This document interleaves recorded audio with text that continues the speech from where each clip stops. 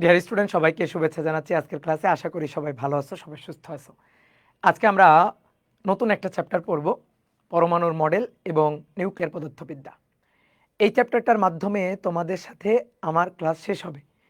তো এই চ্যাপ্টারে 2টা ক্লাস ছিল, কিন্তু চ্যাপ্টারটা ছোট একটা চ্যাপ্টার। আশা করি আমরা আজকের ক্লাসে এই চ্যাপ্টারটা শেষ করে ফেলতে পারবো। হয়তো একটু সময় লাগবে, বাট আমরা আজকের ক্লাসে হয়তো এই চ্যাপ্টারটা শেষ করে ফেলতে পারবো। এই চ্যাপ্টার থেকে ম্যাথমেটিক্যাল যে হিসাব নিকাশগুলো আছে, সেই হিসাব নিকাশগুলো খুবই সহজে একটু শর্টকাট ট্রিক্স মাথায় রেখে করা যায়। কারণ এই অধ্যায়ের হিসাব নিকাশগুলো করতে গেলে বিশেষ করে তেজস্ক্রিয়তার যে ক্ষয়সূত্রের যে হিসাব নিকাশগুলো আছে, এই হিসাব নিকাশগুলোতে ওই যে লনের হিসাবটা আছে, তো এটা তো ক্যালকুলেটর ছাড়া করা প্রায় অসম্ভব। তো এই কারণে আমরা কিছু শর্টকাট ট্রিক্স শিখে যাতে আমরা হিসাব নিকাশগুলো খুব সহজে করতে পারি উইদাউট ক্যালকুলেটর, তো সেই জিনিসগুলো আমরা দেখে ফেলবো। ঠিক আছে, তো চলো আমরা শুরু করি। এই অধ্যায়ের যে টপিকগুলো আছে সেই টপিকগুলো আমরা টাইপ বাই টাইপ দেখব। ঠিক আছে, তো প্রথমে আসো, বোর মডেলের স্বীকার্য অনুযায়ী কোনো একটা অ্যাটমের নিউক্লিয়াসকে কেন্দ্র করে ঘূর্ণনরত ইলেকট্রনের যে কক্ষপথ, সেই কক্ষপথের ব্যাসার্ধ, বেগ এবং শক্তি, এই নির্ণয় সংক্রান্ত সূত্র। দেখো, 3টা সূত্র মাথায় রাখবা: বেগের, ব্যাসার্ধের এবং শক্তির। তাহলে যা হিসাব নিকাশ করতে বলুক না কেন, তুমি হিসাব নিকাশ করতে পারবা। তাহলে চলো আমরা একটু নোট করে ফেলি ছোট্ট করে, যে বোর মডেল অনুযায়ী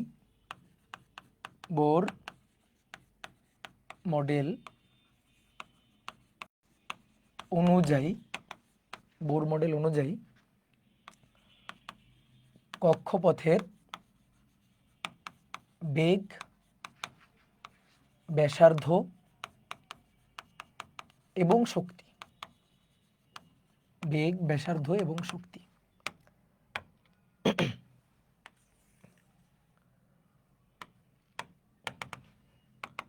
বোর মডেল অনুযায়ী নিউক্লিয়াসকে কেন্দ্র করে ইলেকট্রন ঘুরছে, সেই ঘূর্ণরত ইলেকট্রনের কক্ষপথের ব্যাসার্ধ Rn এবং ইলেকট্রন যে বেগে ঘুরছে রৈখিক বেগ Vn।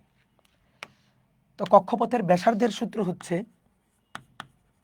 ব্যাসার্ধ Rn। সূত্রটা, মেইন সূত্রটা আমি আগে লিখছি: h²ε0n² divided by pi M Z e square. But তোমার এটা মনে রাখার দরকার নেই। ভাই, এটা মনে না রাখলে ম্যাথ কীভাবে করব?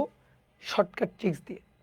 দেখো, এই এন এবং জেড বাদ দিয়ে যা আছে সবাই তো কনস্ট্যান্ট।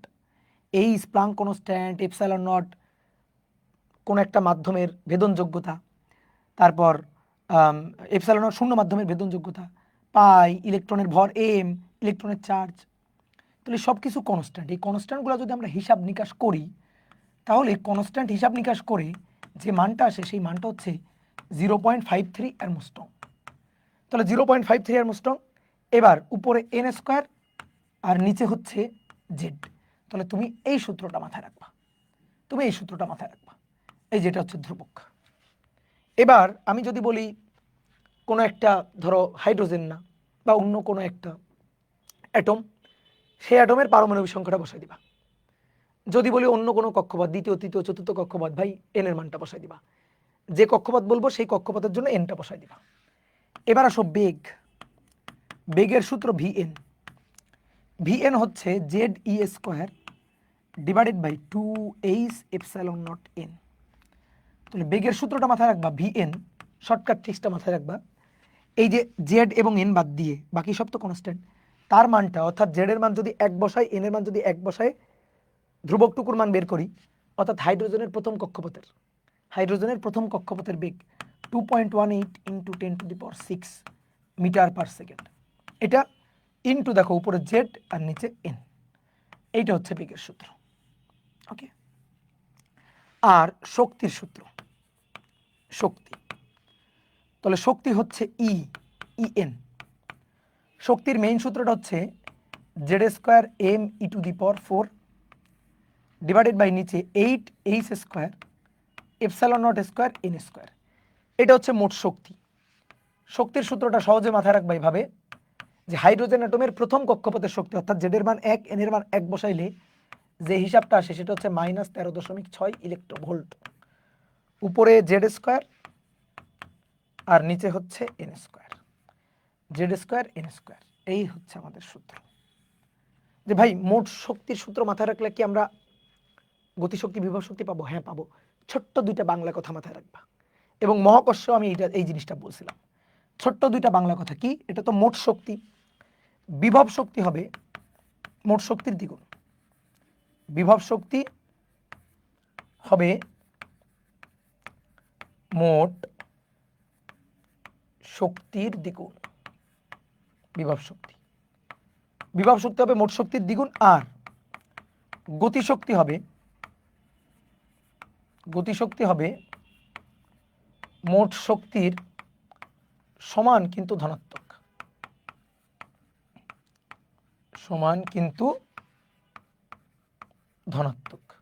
ঠিক আছে, তাহলে ব্যাপারটা কেমন দেখো, এটা হচ্ছে মোট শক্তি, তাহলে বিভব শক্তি হবে মোট শক্তির দ্বিগুণ, অর্থাৎ একে 2 দিয়ে গুণ।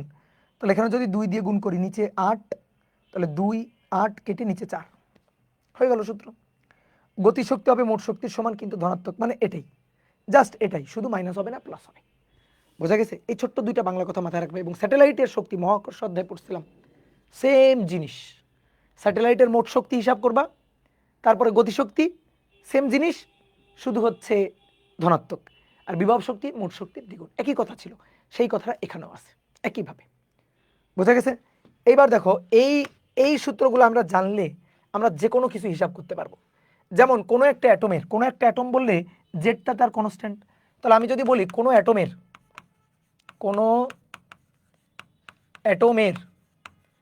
প্রথম, দ্বিতীয়, তৃতীয় ডট ডট ডট এদের ব্যাসার্ধের রেশিওটা কেমন, ব্যাসার্ধের অনুপাতটা কি হবে? তাহলে ব্যাসার্ধের অনুপাত হবে R1 R2 R3, ব্যাসার্ধের অনুপাত ডট ডট ডট। দেখো কোনো একটা অ্যাটম মানে জেডটা কনস্ট্যান্ট, তাহলে এন স্কোয়ারের সাথে সমানুপাতিক। তাহলে 1 square 2 square 3 square dot dot dot চলতেই থাকবে। ওকে, তারপর যদি বলি কোনো অ্যাটমের প্রথম, দ্বিতীয়, তৃতীয় কক্ষপথের বেগের অনুপাত কত? বেগের অনুপাত V1 V2 V3। দেখো কোন একটা অ্যাটম, তাহলে বেগের জন্য এনটা, এই জেডটা হবে কনস্ট্যান্ট, কোন একটা অ্যাটম জেড কনস্ট্যান্ট, তাহলে নিচে এন এর সাথে ব্যস্ত অনুপাতিক, তার মানে 1/1 1/2 1/3 ডট ডট ডট এভাবে চলতে থাকবে। ঠিক একইভাবে শক্তির অনুপাতও বের করা যাবে। বুঝছো? তুমি যদি বেগ আর ব্যাসার্ধ জানো, আর যাই চাক তুমি বের করতে পারবা। কেমনে? ধরো যদি বলে কৌণিক বেগ বের করো, কৌণিক বেগ, ভাই কৌণিক বেগ ওমেগা না, ওমেগা ইকুয়াল টু V/R। তাহলে তুমি যদি ভি জানো আর জানো, তাহলে ওমেগা পেয়ে যাবা। তোমার তো আসলে মান বের করতে দিবে না, অনুপাত বের করতে দিবে। তাহলে উপরে ভি কার উপর ডিপেন্ড করে? ভি ডিপেন্ড করে জেড এর উপর, এন এর উপর। তারপরে আর ডিপেন্ড করে এন এর উপর, জেড এর উপর। এখান থেকে সম্পর্ক বের করে ফেলতে পারবা। আমরা দেখবো কিভাবে বের করা যায়। তারপরে ধরো বললো রৈখিক ভরবেগ বের করো, রৈখিক ভরবেগ। তো রৈখিক ভরবেগ আমরা বের করতে পারবো। রৈখিক ভরবেগ কিভাবে? P equal to M V. M তো কনস্ট্যান্ট, জাস্ট ভিটা জানলে রৈখিক ভরবেগ বের করতে পারবো। তারপরে কৌণিক ভরবেগ দুইভাবে বের করা যায়। একটা হচ্ছে L equal to M V আর। দেখো ভি আর জানলে আমি এলও জানবো। আর একটা মজার ব্যাপার হচ্ছে এল এর জন্য এম ভি আর কিছুই লাগে না, কারণ কৌণিক ভরবেগ এল ইকুয়াল টু বোর মডেলের স্বীকার্য N H divided by 2π। H divided by 2π এর পূর্ণ সংখ্যার গুণিতক। ঠিক আছে, এইচ ডিভাইডেড বাই 2π এর পূর্ণ সংখ্যার গুণিতক। প্রথম কক্ষপথ হলো এন এর মান 1, দ্বিতীয় কক্ষপথ হলো এন এর মান 2, বসাই দিবা, হয়ে যাবে। বোঝা গেছে? তাহলে দেখি, চলো একটা প্রবলেম দেখি। n ইকুয়াল টু 2 থেকে n ইকুয়াল টু 1 ধাপান্তরের জন্য নিচের কোনটি ক্ষুদ্রতম তরঙ্গ দৈর্ঘ্যের ফোটন উৎপাদন করে? আচ্ছা, আগে একটু কনসেপ্টটা ক্লিয়ার করে নিই। দেখো এই যে নিউক্লিয়াসকে কেন্দ্র করে এই যে কক্ষপথগুলো আছে, যদি লোয়ার অরবিটে কোনো একটা ইলেকট্রন থাকে, তাকে যদি একটা ফোটন এসে আঘাত করে, ফোটনের শক্তি কত? Equal to HF. তাহলে এই ইলেকট্রনটা ফোটনের কাছ থেকে শক্তি শুষে নিয়ে লাফ দিয়ে উপরের কোনো কক্ষপথে গমন করে। ধরো এটা হচ্ছে n1 লোয়ার অরবিট, উপরের যে কোনো কক্ষপথ ধরো এটা n2। তাহলে বোর মডেলের স্বীকার্য অনুযায়ী এই যে শোষিত শক্তিটা হবে এই দুই কক্ষপথের E2 এবং E1 শক্তির পার্থক্যের সমান, অর্থাৎ E ইকুয়াল টু হবে আপার অরবিটের শক্তি মাইনাস লোয়ার অরবিটের শক্তি। বুঝছো? এবার এখান থেকে যদি আমরা হিসাব নিকাশ করি, E ইকুয়াল টু এইচ যদি বসাই আর এখান থেকে E2 এর মান যদি বসাই, এই যে minus Z square M E⁴ divided by নিচে 8 H square epsilon naught square n2 square, তারপরে মাইনাসে মাইনাসে প্লাস, কারণ শক্তিটা মাইনাস, দেন সূত্রের মাইনাস আর এই মাইনাসে প্লাস, উপরে আবার জেড স্কোয়ার এম E⁴ নিচে কি হবে 8 H square epsilon naught square n1 square. এবার সব কিছু কমন নাও, কমন নিয়ে সাজাই গোছাই লিখলে কি যায় দেখো, জেড স্কোয়ার এম E⁴ নিচে 8 H square epsilon naught square 1/n1 square minus 1/n2 square. বুঝছো? এবার এই যে ধ্রুবক জেড স্কোয়ার বাদ দিয়ে যা আছে এই ধ্রুবক ধ্রুবক হিসাব নিকাশ করা যায়, তারপরে E equal to H F, এখান থেকে এইচটাকে নিচে পাঠানো যায়, এফ ইকুয়াল টু কি লেখা যায় c/λ, তখন এখানে এইচ কিউব হয়ে যায় কারণ এইচটা নিচে চলে গেল। তারপরে 1/λ সিটাকে নিচে লেখা যায়, এই যে 1/λ দেখো Z square M E⁴ 8 H cube epsilon naught square C 1/n1 square minus 1/n2 square. এবার শোনো, এই যে জিনিসটা এটা তো ধ্রুবক, এটাকে বলা হয় রিড বার কনস্ট্যান্ট, তো এই কারণে আমরা এত বড় জিনিস আর লিখি না, আমরা ওখানে কি বসাই দিই রিড বার কনস্ট্যান্ট আর এইচ লিখে দিই, যে 1/λ এটা equal to Z square R H 1/n1 square minus 1/n2 square. এই সূত্রটা সুন্দর করে মাথায় রাখবা, আর একটাও মাথায় রাখা লাগবে না, ঠিক আছে? এই সূত্রটা মাথায় রাখবা। আর এটাকে বলা হয় তরঙ্গ সংখ্যা নিউবার, কেমিস্ট্রিতে পড়ছো, এটা হচ্ছে তরঙ্গ সংখ্যা। রিডবার কনস্ট্যান্টের মানটা একটু লিখে দিই, আর এইচ হচ্ছে 1.096 ইন্টু 10⁷ পার মিটার, এটা হচ্ছে রিডবার কনস্ট্যান্টের মান। বোঝা গেছে? n ইকুয়াল টু 2 থেকে n ইকুয়াল টু 1 এই ধাপান্তরণের জন্য নিচের কোনটি ক্ষুদ্রতম তরঙ্গ দৈর্ঘ্যের ফোটন উৎপন্ন করে? দেখো তরঙ্গ দৈর্ঘ্য চাইছে, তরঙ্গ দৈর্ঘ্য ল্যামডা, তাহলে 1/λ সূত্র হচ্ছে জেড স্কোয়ার আর H 1/n1 square minus 1/n2 square. ভাই n1 এর মান ফিক্সড কত 1, n2 এর মান 2। এই যে এটা হচ্ছে লোয়ার অরবিট, এটা আপার অরবিট, সর্বদাই লোয়ার অরবিট আপার অরবিট, সে লাফ দিয়ে উপরে যাক, লাফ দিয়ে উপরের কক্ষপথে যাক, অথবা লাফ দিয়ে নিচের কক্ষপথে আসুক, সবসময় প্রথমটা এখানে, প্রথমটা মানে লোয়ার অরবিট, লোয়ারটা ছোটটা, আর এখানে বড়টা। তুমি যদি মনে করো ভাই আমি উল্টো বসাবো, উল্টো বসাইলে মাইনাস চলে আসবে, উল্টো বসাইলে মাইনাস চলে আসবে। তুমি যদি বড় অরবিট এখানে বসাও তাহলে 1/, বেশি মান ছোট হয়ে যাবে, 1/, কম মান বড় হয়ে যাবে, বিয়োগ করলে মাইনাস আসবে। এই কারণে এখানে সবসময় লোয়ার অরবিট, এখানে আপার অরবিট বসাই দিবা। এবার তরঙ্গ দৈর্ঘ্য, তো ভাই 1/λ, এখানে ল্যামডাটাই তরঙ্গ দৈর্ঘ্য। তা আমাদের কি বলছে, তরঙ্গ দৈর্ঘ্য ক্ষুদ্রতম দরকার। কি দরকার? তরঙ্গ দৈর্ঘ্য ক্ষুদ্রতম। ল্যামডা যদি ক্ষুদ্রতম হয় 1/λ হবে ম্যাক্সিমাম, আর 1/λ ম্যাক্সিমাম হবে জেড স্কোয়ার, আর এইচ তো কনস্ট্যান্ট, এর মান ম্যাক্সিমাম হলে, বোঝা গেছে? এবার এর মান কার জন্য ম্যাক্সিমাম? লিথিয়ামের জন্য 3, জেডের মান লিথিয়াম 2+, তার জন্য 3, হিলিয়াম হাইড্রোজেন হিলিয়াম 2, হাইড্রোজেনের জন্য 1, ডি কিছুই না। তাহলে 1, 2, 3 কোনটার জন্য সবচেয়ে বেশি? 3-এর জন্য জেড সবচেয়ে বেশি, তাহলে অ্যান্সার হচ্ছে লিথিয়াম। 3-এর জন্য জেড সবচেয়ে বেশি, জেড যত বেশি হবে ল্যামডা তত, মানে জেড যত বেশি হবে ল্যামডা তত কম হবে। তা আমাদের বলছে ক্ষুদ্রতম তরঙ্গ দৈর্ঘ্যের, তো ক্ষুদ্রতম তরঙ্গ দৈর্ঘ্যের জন্য জেডটাকে বেশি হতে হবে। বোঝা গেছে? এই যে ঢাকা ইউনিভার্সিটিতে রিসেন্ট আসা, একটি হাইড্রোজেন পরমাণুর ইলেকট্রনের সর্বনিম্ন ব্যাসার্ধ কত? সর্বনিম্ন ব্যাসার্ধ, ভাই ব্যাসার্ধ যত কক্ষপথ বড় হবে, এই যে নিউক্লিয়াস, কক্ষপথ যত বড় হবে ব্যাসার্ধ তত বেশি হবে। তাহলে সবচেয়ে ছোট ব্যাসার্ধ কোনটা? প্রথম কক্ষপথের ব্যাসার্ধটা, তো প্রথম কক্ষপথের ব্যাসার্ধ হাইড্রোজেনের জন্য 0.53 আর্মস্ট্রং, তো কত আর্মস্ট্রং? 0.53 আর্মস্ট্রং, এই যে এটা। বুঝে গেছে? ডান। আচ্ছা দেখো তিনটে ম্যাথ আছে ভাই একই রকম। আসো প্রথমে মাঝখানেটা দেখি। প্রথম তিনটি বোর কক্ষপথের ব্যাসার্ধের অনুপাত কত? ব্যাসার্ধের অনুপাত দেখছি না একটু আগে ব্যাসার্ধের অনুপাত দেখে আসলাম না? ওখানে তো ধরো সূত্র ছিল, যখন যখন সূত্র নাই কিভাবে হিসাব নিকাশ করবা? এই যে দেখো দেখাই দিচ্ছি। যখন ধরো সূত্র নাই কিভাবে হিসাব নিকাশ করবা? ব্যাসার্ধ ভাই আর এন, সূত্র হচ্ছে 0.53 এত আর্মস্ট্রং, ঠিক আছে, 0.53 এত আর্মস্ট্রং, উপরে এন স্কোয়ার আর নিচে হচ্ছে জেড। তাহলে প্রথম তিনটি বোর কক্ষপথের ব্যাসার্ধের অনুপাত কোনো একটা নির্দিষ্ট অ্যাটমের জন্য, তাহলে জেডটাকে কনস্ট্যান্ট রাখি, এন এর সাথে বর্গের সমানুপাতিক, তাহলে 1 4 3 × 9, 1 4 9, তাহলে অ্যান্সার হচ্ছে গ। হয়ে গেল। হাইড্রোজেন পরমাণুর প্রথম বোর কক্ষপথের শক্তি এত, এর দ্বিতীয় কক্ষপথের শক্তি কত? দ্বিতীয় কক্ষপথের শক্তি দেখো কিভাবে বের করা যায়।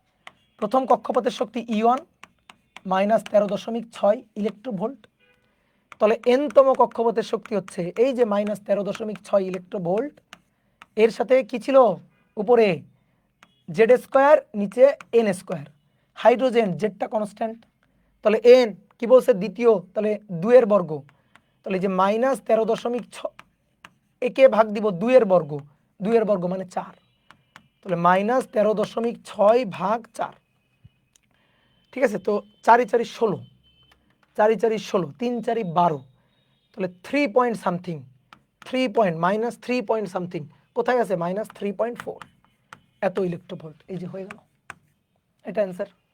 এইবার শোনো, চট জলদি করে ফেলার জন্য মুখস্থ রাখবা। প্রথম কক্ষপথ হচ্ছে -13.6 ইলেকট্রোভোল্ট, মুখস্থ রাখা ভালো। দ্বিতীয় কক্ষপথ হচ্ছে এর 4 দিয়ে ভাগ দিলে হয় -3.4, আর 3 নম্বর কক্ষপথ আর বেশি মুখস্থ রাখতে হবে না। 3 নম্বর কক্ষপথ হচ্ছে -1.51, 1.51 এত ইলেকট্রোভোল্ট, ঠিক আছে। এই অথবা 9 দিয়ে ভাগ করবা, 3 এর বর্গ 9 দিয়ে ভাগ করবা, একে যদি 9 দিয়ে ভাগ করো 1.9 1.51 আসবে। তো এগুলো একটু মুখস্থ রাখলে বেটার হয়, মানে এগুলো দেখবা কোশ্চেন ব্যাংক দেখতে দেখতে মুখস্থ হয়ে যাবে, প্রশ্ন সলভ করতে করতে দেখবা মুখস্থ হয়ে যাবে। মুখস্থ হলে সুবিধা। দেখো প্রথম কক্ষপথকে বলা হয় ভূমি স্তর, দ্বিতীয় কক্ষপথকে বলা হয় প্রথম উত্তেজিত স্তর। ভূমি স্তরের পরে যে স্তরটা সেটাই প্রথম উত্তেজিত স্তর। তাহলে ভূমি স্তর প্রথম কক্ষপথ N1, প্রথম কক্ষপথের পরে অর্থাৎ দ্বিতীয় কক্ষপথ হচ্ছে প্রথম উত্তেজিত কক্ষপথ, দ্বিতীয় উত্তেজিত কক্ষপথ হচ্ছে তৃতীয় কক্ষপথ অর্থাৎ N3। বুঝছো আমার কথাটা? তাহলে এবার পড়ো তো, হাইড্রোজেন পরমাণুর ইলেকট্রনের ভূমি অবস্থার শক্তি এটা। তাহলে ভূমি মানে প্রথম কক্ষপথ অর্থাৎ E1 -13.6 ইলেকট্রোভোল্ট। বলছে প্রথম উত্তেজিত স্তরে উহার শক্তি কত? প্রথম উত্তেজিত মানে প্রথম উত্তেজিত, এটা তো ভূমি, তাহলে ভূমির পরে প্রথম উত্তেজিত মানে E2 দ্বিতীয় কক্ষপথ, তাহলে -3.4 ইলেকট্রোভোল্ট আছে, -3.4 ইলেকট্রোভোল্ট। উহার শক্তি কত? আচ্ছা যেহেতু -3.4 নেই তাহলে 3.4 মান দেখে অ্যান্সার দিবা, ঠিক আছে, মান দিবা শক্তি কত ইলেকট্রোভোল্ট। এখানে কি আরেকটা অপশন ছিল কিনা, এটা কি সাস্টের কোশ্চেন? হ্যাঁ মনে হয় আরেকটা অপশন ছিল, বুঝছো? যদি অপশন উমো এই যে -3.4 মনে হচ্ছে যে এখানে কেটে ফেলছি, -3.4 এটা হবে অ্যান্সার, ঠিক আছে। একটি হাইড্রোজেন পরমাণুর ইলেকট্রনকে মুক্ত করতে শক্তির প্রয়োজন। হাইড্রোজেন পরমাণুর ইলেকট্রনকে, কোন ইলেকট্রন, যেহেতু কিছু বলে নাই, প্রথম কক্ষপথের ইলেকট্রন। তো দেখো তো প্রথম কক্ষপথে ইলেকট্রনটার শক্তি কত? -13.6 ইলেকট্রোভোল্ট। এর যদি আমি কক্ষপথ থেকে মুক্ত করতে চাই তাহলে কি করতে হবে? এর শক্তি শূন্য বানাতে হবে। শূন্য কিভাবে বানানো যায়? একে আরো শক্তি দিতে হবে, কতটুকু যাতে শূন্য হয়? কতটুকু? +13.6 ইলেকট্রোভোল্ট যোগ করে শূন্য, তাহলে সে আর নিউক্লিয়াসের ক্ষেত্রের মধ্যে আবদ্ধ থাকবে না, মুক্ত হয়ে চলে যাবে। তাহলে কতটুকু শক্তি দিতে হবে? +13.6।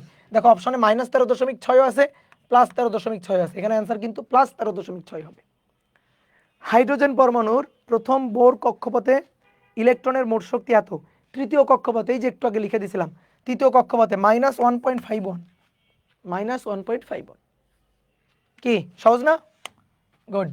হাইড্রোজেন পরমাণুতে একটি ইলেকট্রন দ্বিতীয় শক্তি স্তর থেকে প্রথম শক্তি স্তরে অবস্থান্তর হয়েছে, তাহলে বিকিরিত আলোর কম্পাঙ্ক কত?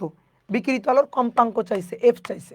তো তোমাকে একটু আগে সূত্র দিছি 1/λ, 1/λ equal to Z square R H Rydberg constant 1/n1 square minus 1/n2 square.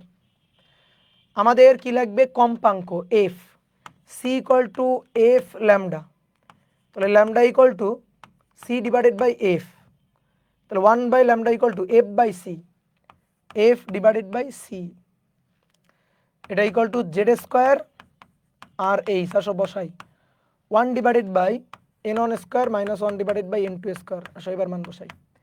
Z স্কোয়ারের মান হাইড্রোজেন 1, আর এইচই থাকলো 1/ দ্বিতীয় আর প্রথম, তাহলে 1 আর 2 এর বর্গ, তাহলে এখানে আর এইচ, এখানে নিচে 4, তাহলে 4 বিয়োগ 1 3/4, 0.75 আর এইচ, 0.75 আর এইচ, তাহলে অতএব F equal to 0.75 R H into C.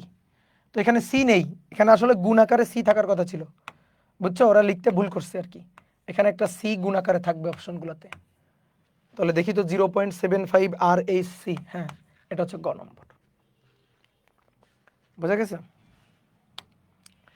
কোন পরমাণু থেকে নিঃসৃত বিকিরণের তরঙ্গ দৈর্ঘ্য এত, যে দুটি শক্তি স্তরের মধ্যে এই বিকিরণ হয়েছে তাদের শক্তির পার্থক্য কত?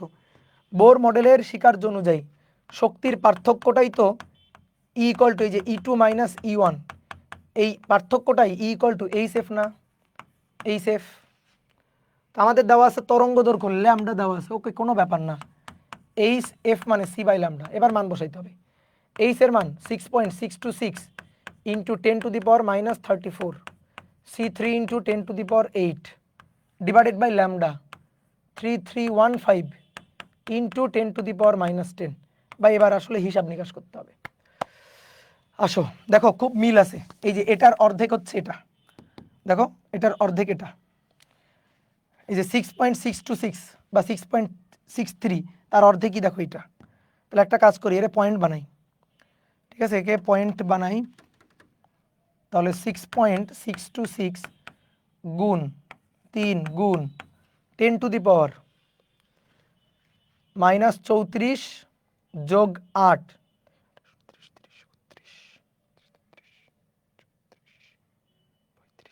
-26, ঠিক আছে, 8 9 10 11 12 13 14 14 4 1, হ্যাঁ 26 আর 10⁻−10।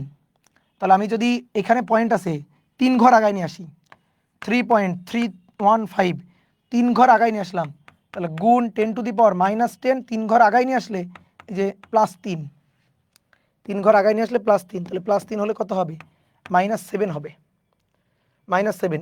এইটা কাটলে 2 থাকে, 3 দুগুণে 6 গুণ 10⁻−26 -26 আর যোগ 7 7 উপরে, তাহলে 6 ইন্টু 10⁻−19 মনে হয়, 19 20 21 22 23 24 25 26, হ্যাঁ। এবার ইলেকট্রোভোল্টে চাইছে, তাহলে একে ভাগ দিই 1.6 ইন্টু 10⁻−19 দিয়ে, 10⁻−19 10⁻−19 কাটা, তাহলে 6 ভাগ 1.6, 6 ভাগ 1.6, ঠিক আছে 1.6, তাহলে 6 1.6 কে যদি 1.5 বলি মানে 3/2, উপরে 2 নিচে 3, 3 কেটে 2, 2 দুগুণে 4, 2 দুগুণে 4, তাহলে 4 এর কাছাকাছি যেটা অর্থাৎ 3.75, ঠিক আছে 3.75, অ্যান্সার হচ্ছে এই যে 3.75। বুঝছো কি করছি?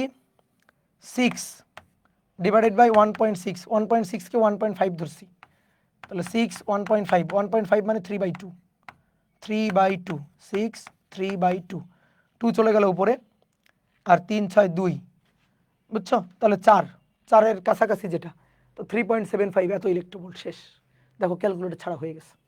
এবং এই টাইপের হিসাব আমরা করছি, আধুনিক পদার্থবিজ্ঞানে করছি, তাই না? বলো পারা যাবে না? আধুনিক পদার্থবিজ্ঞানে এই টাইপের হিসাব নিকাশ আমরা করছি, বোঝা গেছে? এবার আসো দেখো কেমিস্ট্রিতে এই জিনিসটা আছে, তো ফিজিক্সেও আমাদের লাগে, তো একটু ভালো করে বুঝবা জিনিসটা, আমি একটু চিত্র এঁকে দেখাই দিচ্ছি। ধরো কোনো একটা নিউক্লিয়াস হচ্ছে এটা, প্রথম কক্ষপথ, দ্বিতীয় কক্ষপথ, তৃতীয় কক্ষপথ, চতুর্থ কক্ষপথ, পঞ্চম কক্ষপথ, পঞ্চম কক্ষপথ, ষষ্ঠ কক্ষপথ, ষষ্ঠ কক্ষপথ। এবার উপরের যে কোনো কক্ষপথ থেকে যদি প্রথম কক্ষপথে ইলেকট্রন এসে পড়ে, যে কোনো কক্ষপথ থেকে প্রথম কক্ষপথে যদি ইলেকট্রন এসে পড়ে, প্রথম কক্ষপথে, প্রথম, এই যে এটা প্রথম, দ্বিতীয়, তৃতীয়, চতুর্থ, পঞ্চম এবং ষষ্ঠ, তাহলে উপরের যে কোনো কক্ষপথ থেকে যদি প্রথম কক্ষপথে ইলেকট্রন উপর থেকে নিচের লোয়ার অরবিটে, অর্থাৎ উপরের যে কোনো কক্ষপথ থেকে প্রথম কক্ষপথে আসবে, যে কোনো কক্ষপথ থেকে প্রথম কক্ষপথে আসবে, তাহলে এটাকে বলা হয় লাইম্যান সিরিজ। লাইম্যান সিরিজ, বুঝছো? এরপরে বামার কোনটা? বামার হচ্ছে দ্বিতীয় কক্ষপথে আসবে, যে কোনো কক্ষপথ থেকে কোথায় আসবে? দ্বিতীয় কক্ষপথে, দ্বিতীয়টাতে আসবে, তাহলে এটা হচ্ছে বামার সিরিজ। যে কোনো কক্ষপথ থেকে যদি তৃতীয় কক্ষপথে আসে, এই যে এটা, যে কোনো কক্ষপথ থেকে তৃতীয় কক্ষপথে আসবে, তাহলে এটাকে বলা হয় প্যাসচেন, প্যাসচেন সিরিজ। যে কোনো কক্ষপথ থেকে যদি চতুর্থ কক্ষপথে আসে, যে কোনো কক্ষপথ থেকে চতুর্থ, তাহলে এটাকে বলা হয় হচ্ছে ব্র্যাকেট। আর যে কোনো কক্ষপথ থেকে যদি পঞ্চম কক্ষপথে আসে, তাহলে এটাকে বলা হয় হচ্ছে ফুন্ড সিরিজ। ঠিক আছে, এই যে এইগুলো একটু মাথায় রাখবা। তাহলে দেখো তো 1/λ বা নিউ বার সূত্রটা কি? Z² RH 1/n² -1/n²। বুঝছো? 1/n² -1/n²। এবার শুনে রাখো, দেখো লাইম্যান সিরিজের জন্য কোথায় এসে পড়বে? প্রথম কক্ষপথে। তাহলে n1 1 আর n2 যা খুশি হইতে পারে, n2 2 থেকে শুরু করে যা খুশি ইনফিনিটি পর্যন্ত হইতে পারে। বুঝলা? তাহলে লাইম্যান সিরিজের জন্য দেখো, লাইম্যান সিরিজের জন্য n1 হচ্ছে 1 ফিক্সড, n2 এর মান 2 থেকে শুরু করে n2 ইনফিনিটি পর্যন্ত যে কোনো কিছু হতে পারে। বোঝা গেছে? ক্লিয়ার? বালমার সিরিজের জন্য n1 এর মান 2 ফিক্সড, 2 দ্বিতীয় কক্ষপথে ফিক্সড, তাহলে n2 এর মান কি হতে পারে? 2 এর উপরেরটা কোনটা? 3টা ডট ডট, তারপরে উপরে যে কোনোটা, তাহলে কত পর্যন্ত? অসীম পর্যন্ত। প্যাসচেন সিরিজের জন্য n1 কত? 3, n2 4 থেকে শুরু করে ইনফিনিটি যে কোনো কিছুই হতে পারে। তারপর ব্র্যাকেট n1 হচ্ছে 4, n2 5 থেকে শুরু করে ইনফিনিটি যে কোনো কিছু হতে পারে। তারপরে ফুন্ড n1 5, n2 6 থেকে শুরু করে ডট ডট ডট n2 যা কিছু হইতে পারে। এইবার একটা জিনিস একটু মাথায় রাখতে হবে, এই যে দেখো এদিকে দেখো, যদি এখান থেকে ইলেকট্রন গিয়ে এখানে লাফ দিয়ে পড়ে, তাহলে যে বিকিরণ হবে, এখান থেকে এখানে লাফ দিলে বিকিরণ তো তা না, এখান থেকে এখানে লাফ দিলে বিকিরণ তো তা না, এখান থেকে লাফ দিলে বিকিরণ তো তা না, এখান থেকে লাফ দিলে বিকিরণ তো তা না। তাহলে একটার জন্য সর্বনিম্ন তরঙ্গ দৈর্ঘ্য আর একটার জন্য সর্বোচ্চ তরঙ্গ দৈর্ঘ্য।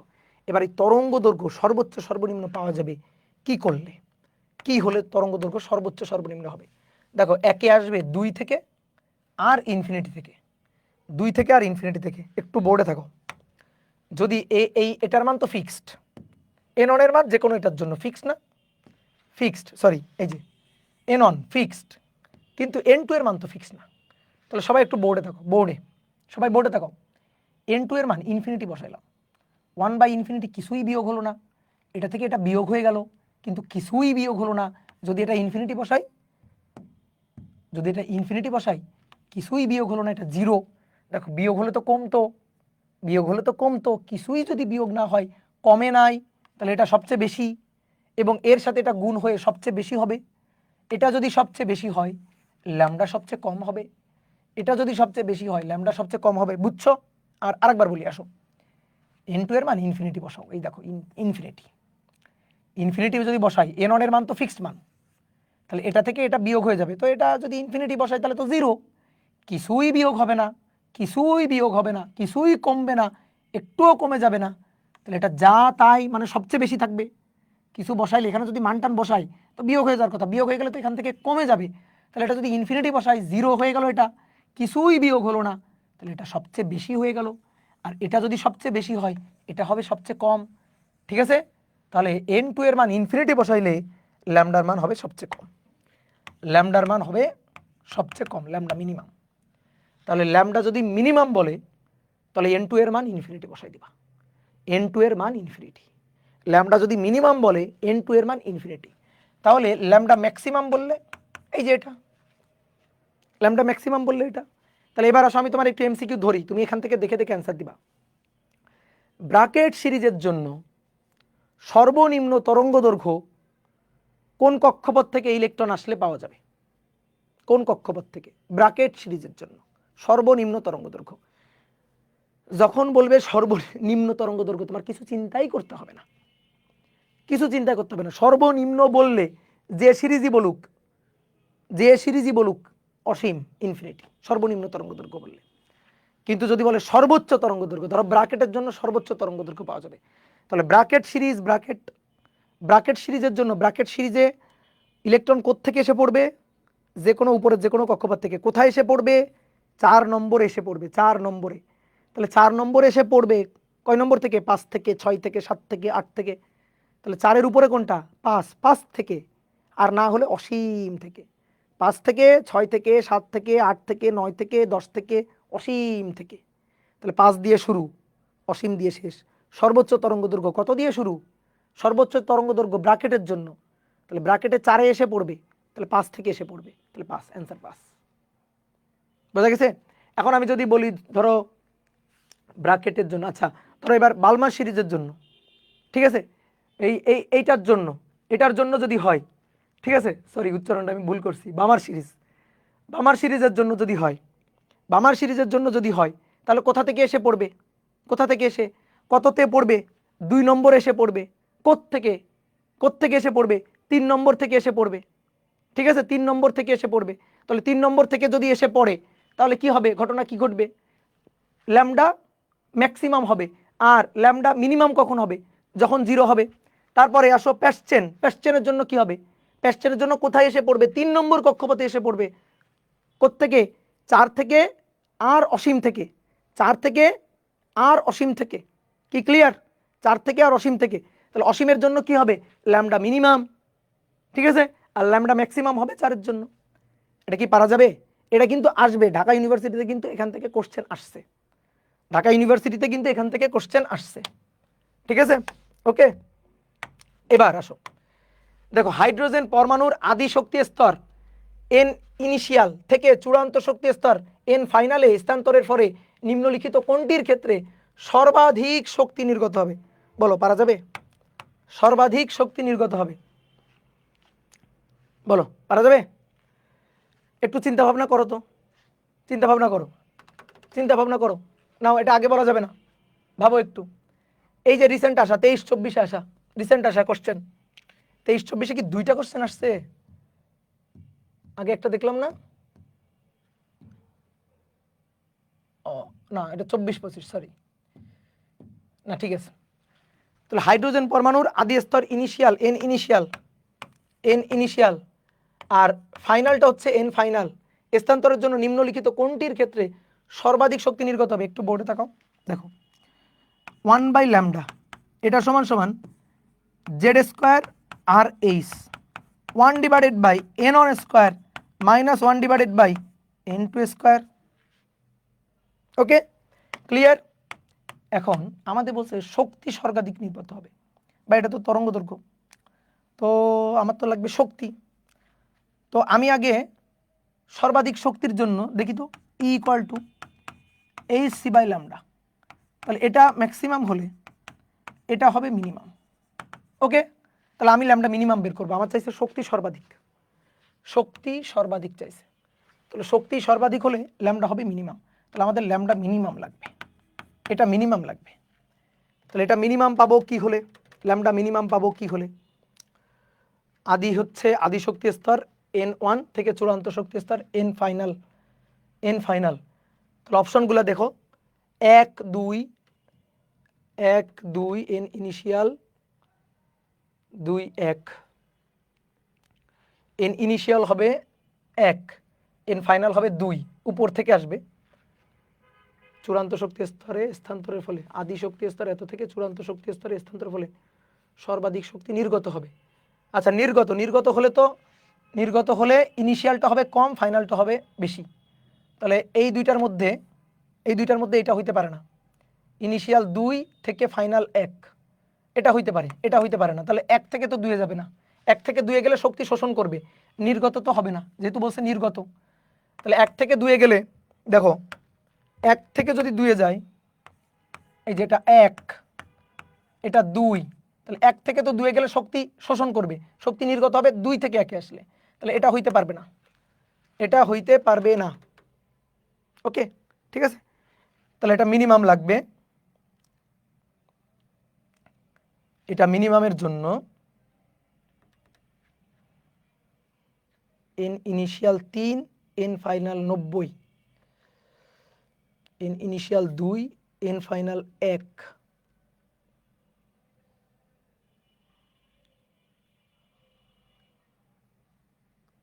2 থেকে 1,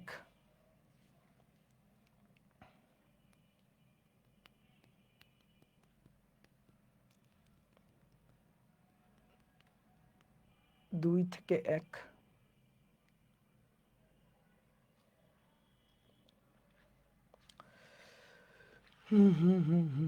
দাঁড়াও একটু,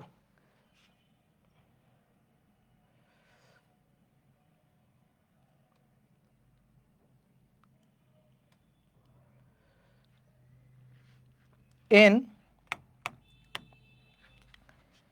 শক্তি সর্বাধিক শক্তি নির্গত হবে, তাহলে এটা ম্যাক্সিমাম হলে এটা মিনিমাম, ঠিকই তো আছে, এটা মিনিমাম। তাহলে এটা লোয়ার অরবিট আপার অরবিট। তাহলে যদি 1 ডিভাইডেড বাই n, এটা 1 বসাই, মানে 1 আর 2 নিয়ে যদি হিসাব করি, তাহলে 1 1 মাইনাস 1 বাই এটার স্কোয়ার 2, 2 এর বর্গ, 2 এর বর্গ। তাহলে 1 বিয়োগ 1 বাই 4, তাহলে নিচে 4, 4 বিয়োগ 1 3, 3 বাই 4 0.75, এটা হচ্ছে 0.75। ওকে, আর যদি ইনিশিয়াল 3 থেকে n ফাইনাল 90, এটা হইতে পারবে না, ইনিশিয়াল ছোট থেকে ফাইনাল বড়তে যাইতে পারবে না। তাহলে এটা হইতে পারে এই দুইটার মধ্যে, এইটা আর এটা, এই দুইটার মধ্যে একটা। তাহলে এবার এটার জন্য যদি হিসাব করি, তাহলে 1 ডিভাইডেড বাই 2, লোয়ারটা 2, 2 square minus 1 divided by 80 square, ঠিক আছে। তাহলে নিচে 1 বাই 4 বিয়োগ, দেখো 1 বাই 4 থেকে 1 বাই 80 স্কোয়ার, এটা বিয়োগ করলে 1 বাই 4 মানে 0.25, এটা 0.25।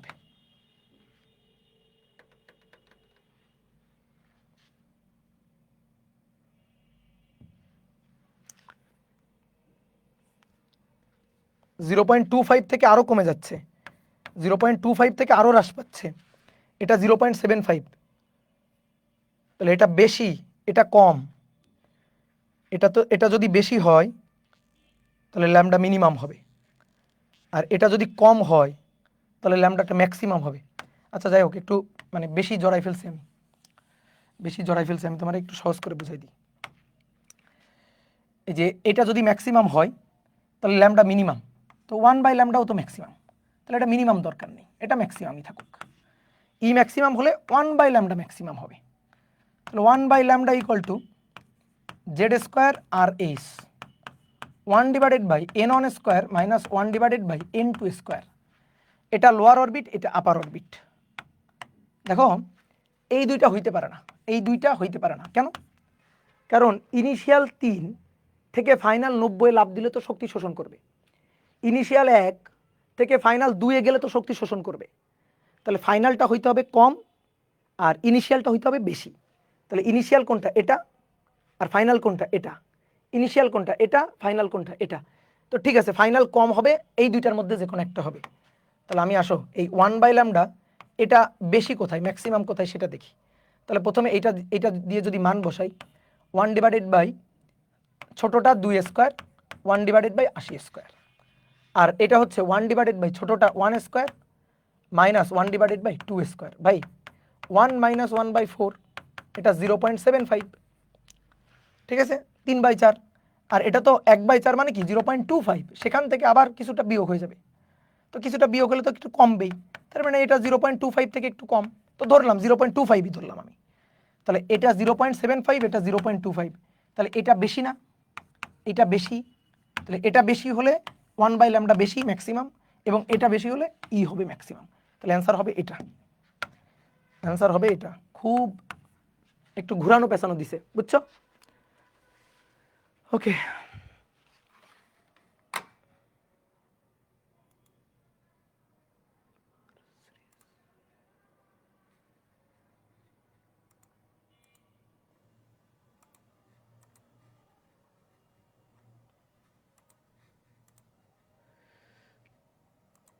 বুঝতে পেরেছ? গুড।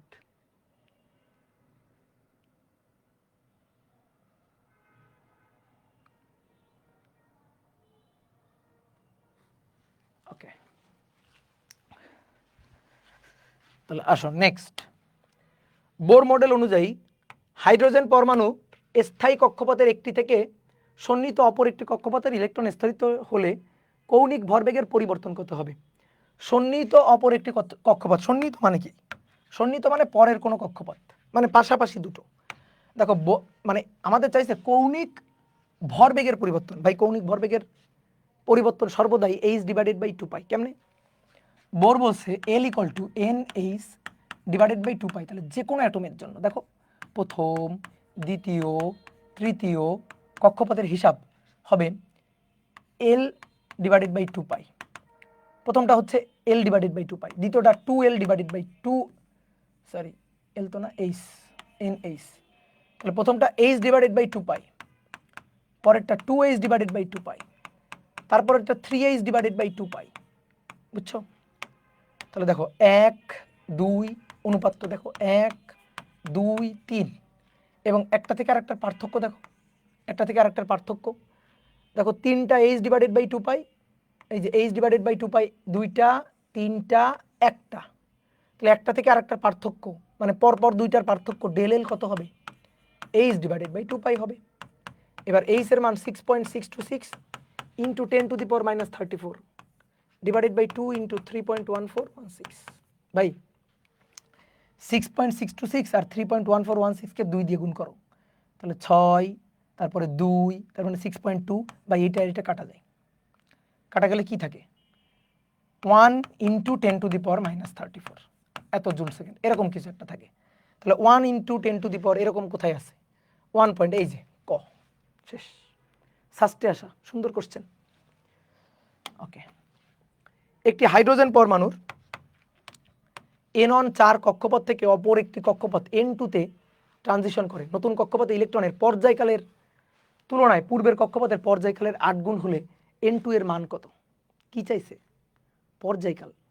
এই যে ইলেকট্রন ঘুরতেছে না, এই নিউক্লিয়াসের চারপাশে ইলেকট্রন যে ঘুরতেছে, একবার ঘুরে আসতে যে সময়, সেটা পর্যায়কাল। আমি তোমাকে কি বলছি? বেগ আর ব্যাসার্ধের সূত্র মাথায় রাখবা, দুনিয়ার সবই হয়ে যাবে। কিভাবে হয়ে যাবে? এটা কি? পর্যায়কাল টি, টি ইকুয়াল টু 2π/ω।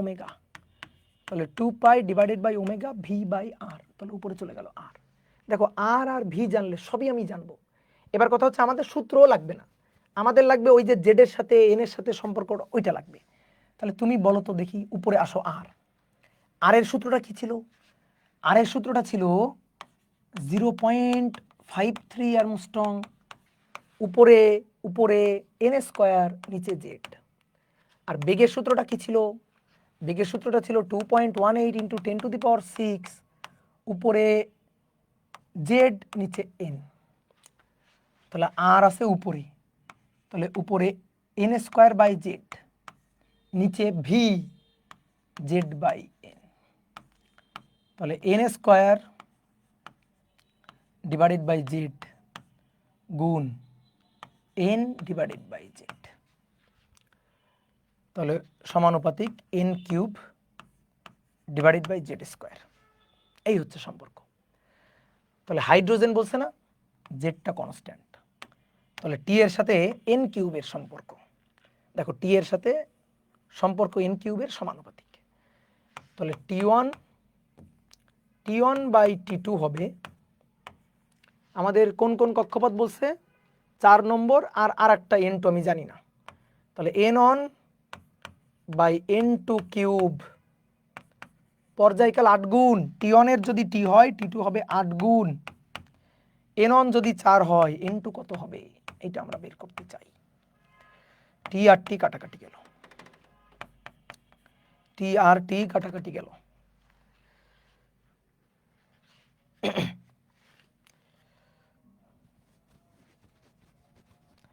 তাহলে রুট কিউব যদি করা হয় তাহলে 4 by n2 equal to 1 by 2, ঠিক আছে। রুট কিউব করলে 8কে রুট কিউব করলে 2 গুণ 2 গুণ 2, তাহলে অতএব n2 হচ্ছে 4 দুগুণে 8, তাহলে n2 এর মান 8 হবে, এটা রিটেন কোশ্চেন ছিল, তাহলে n2 8 অ্যান্সার।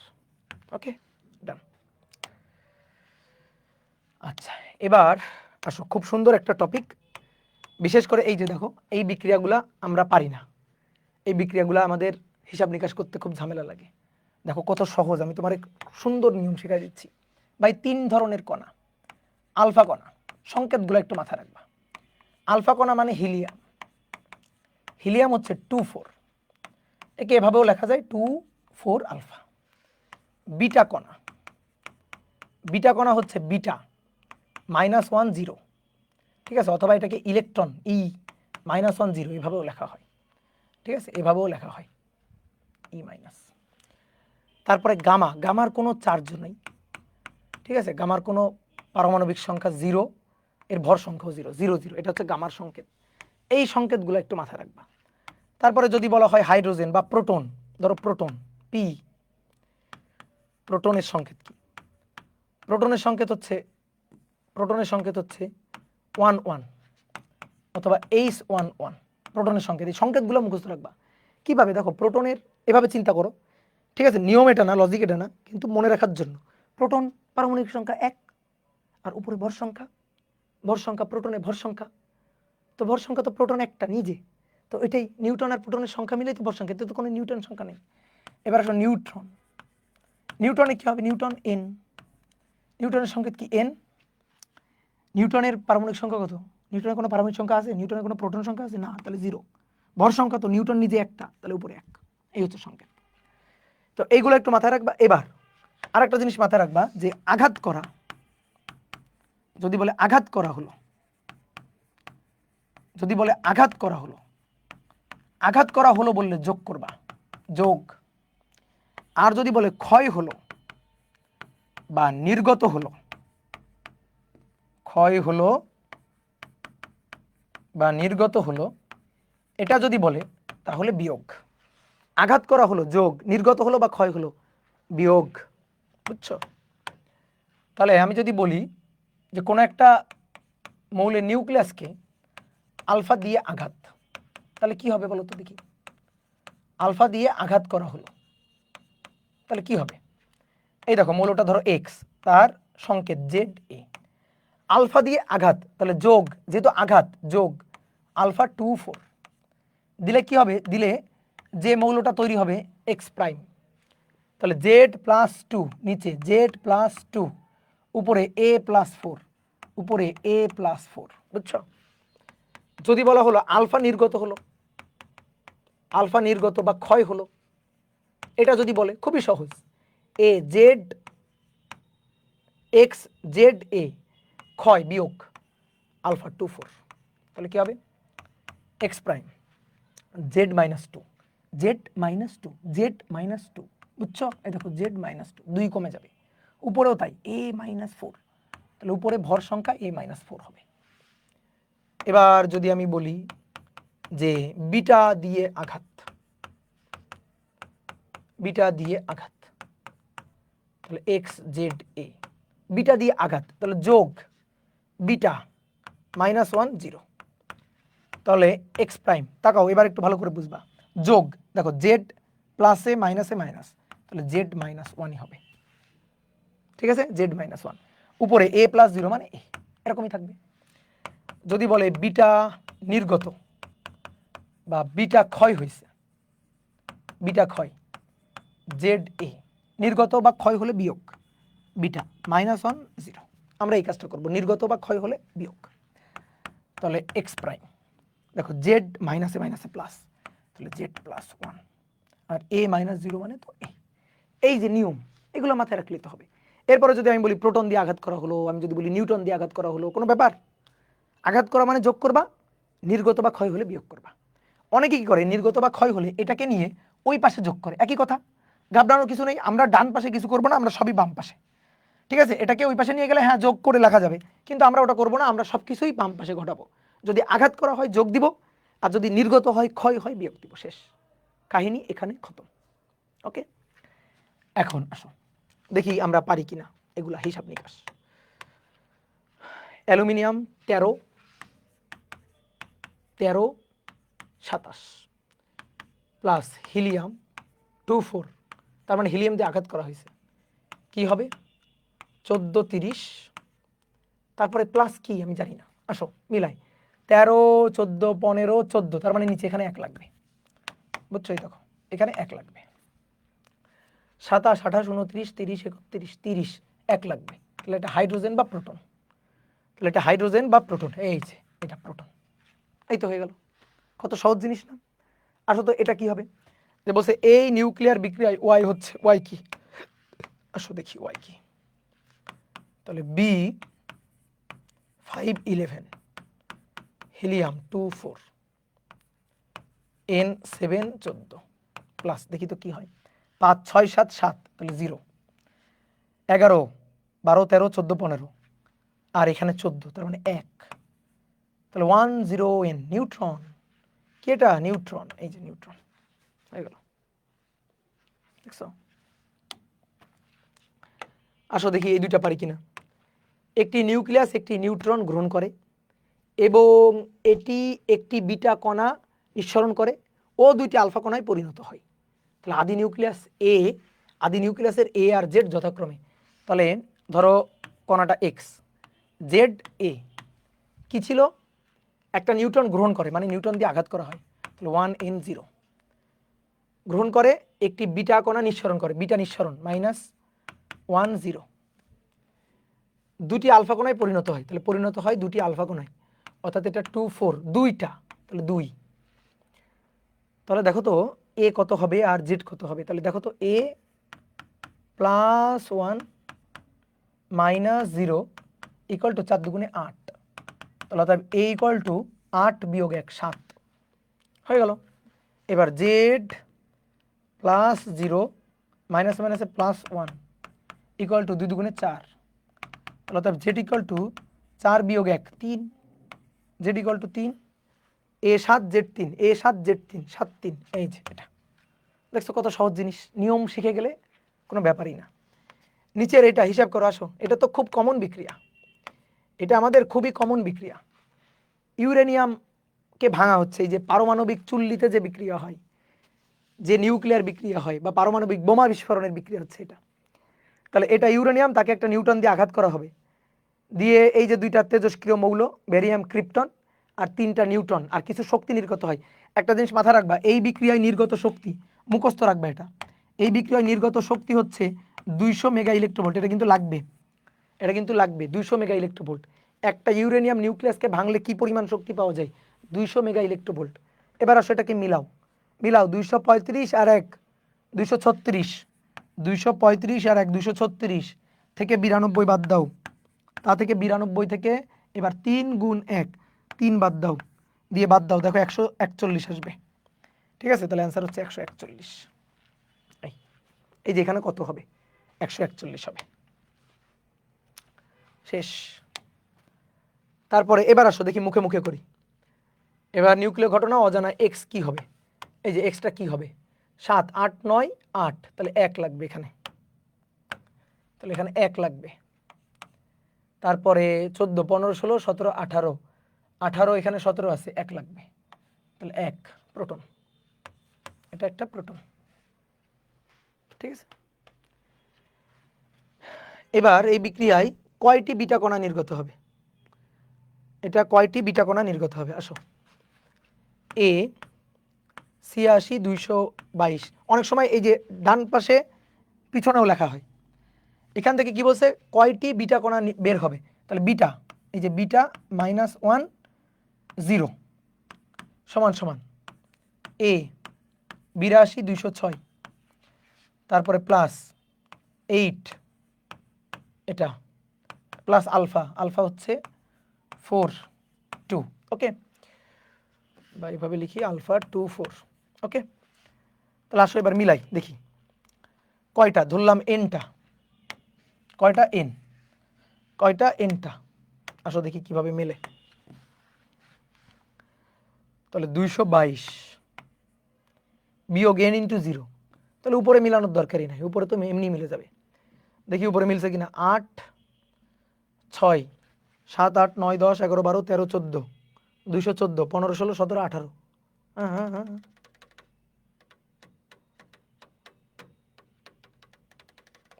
উপরে তো মিললো না, উপরে তো মিলতে হবে।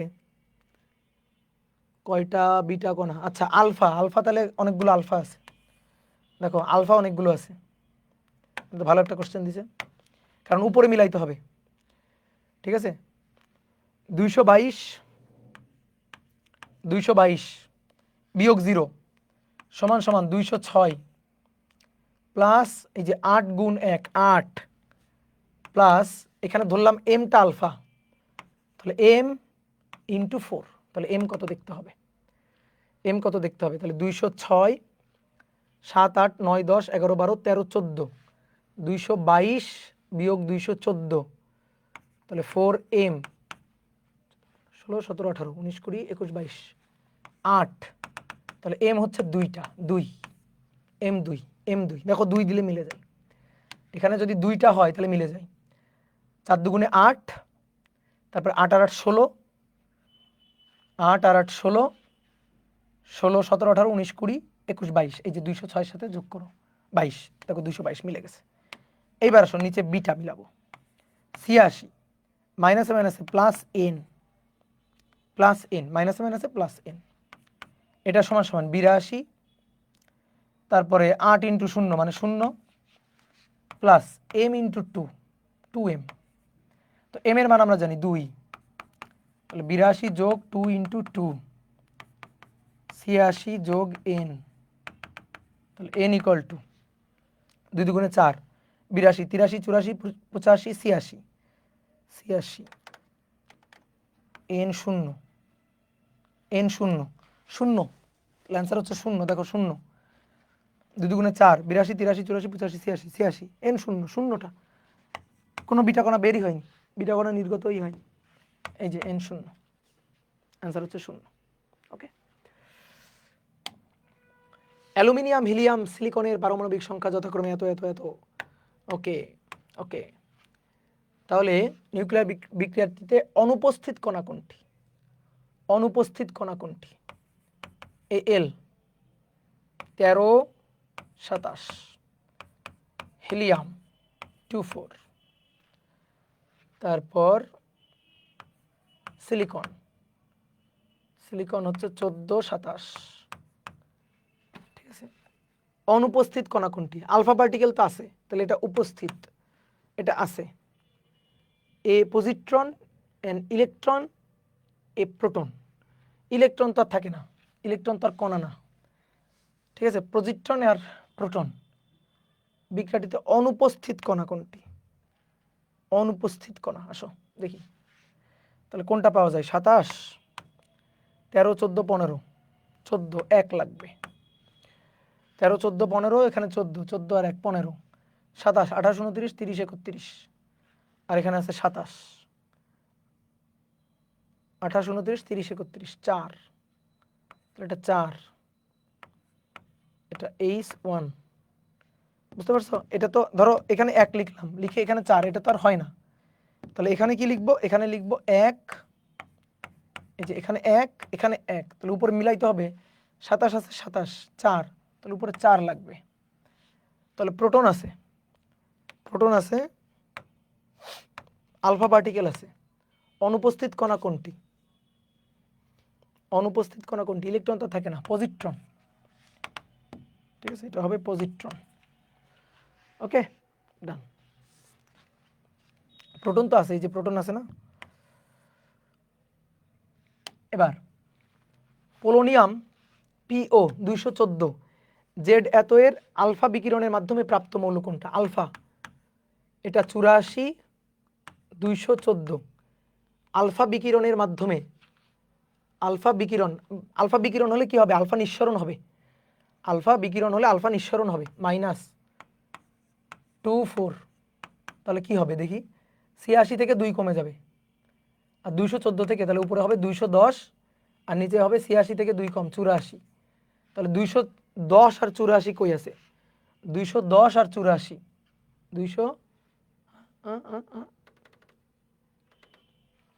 210 আর 84,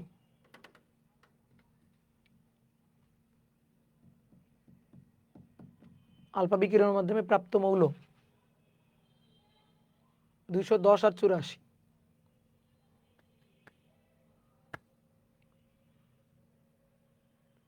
84 কোথায়? 84 নাই, এটা তো তাহলে সঠিক অ্যান্সার নাই। প্রাপ্ত মৌল হচ্ছে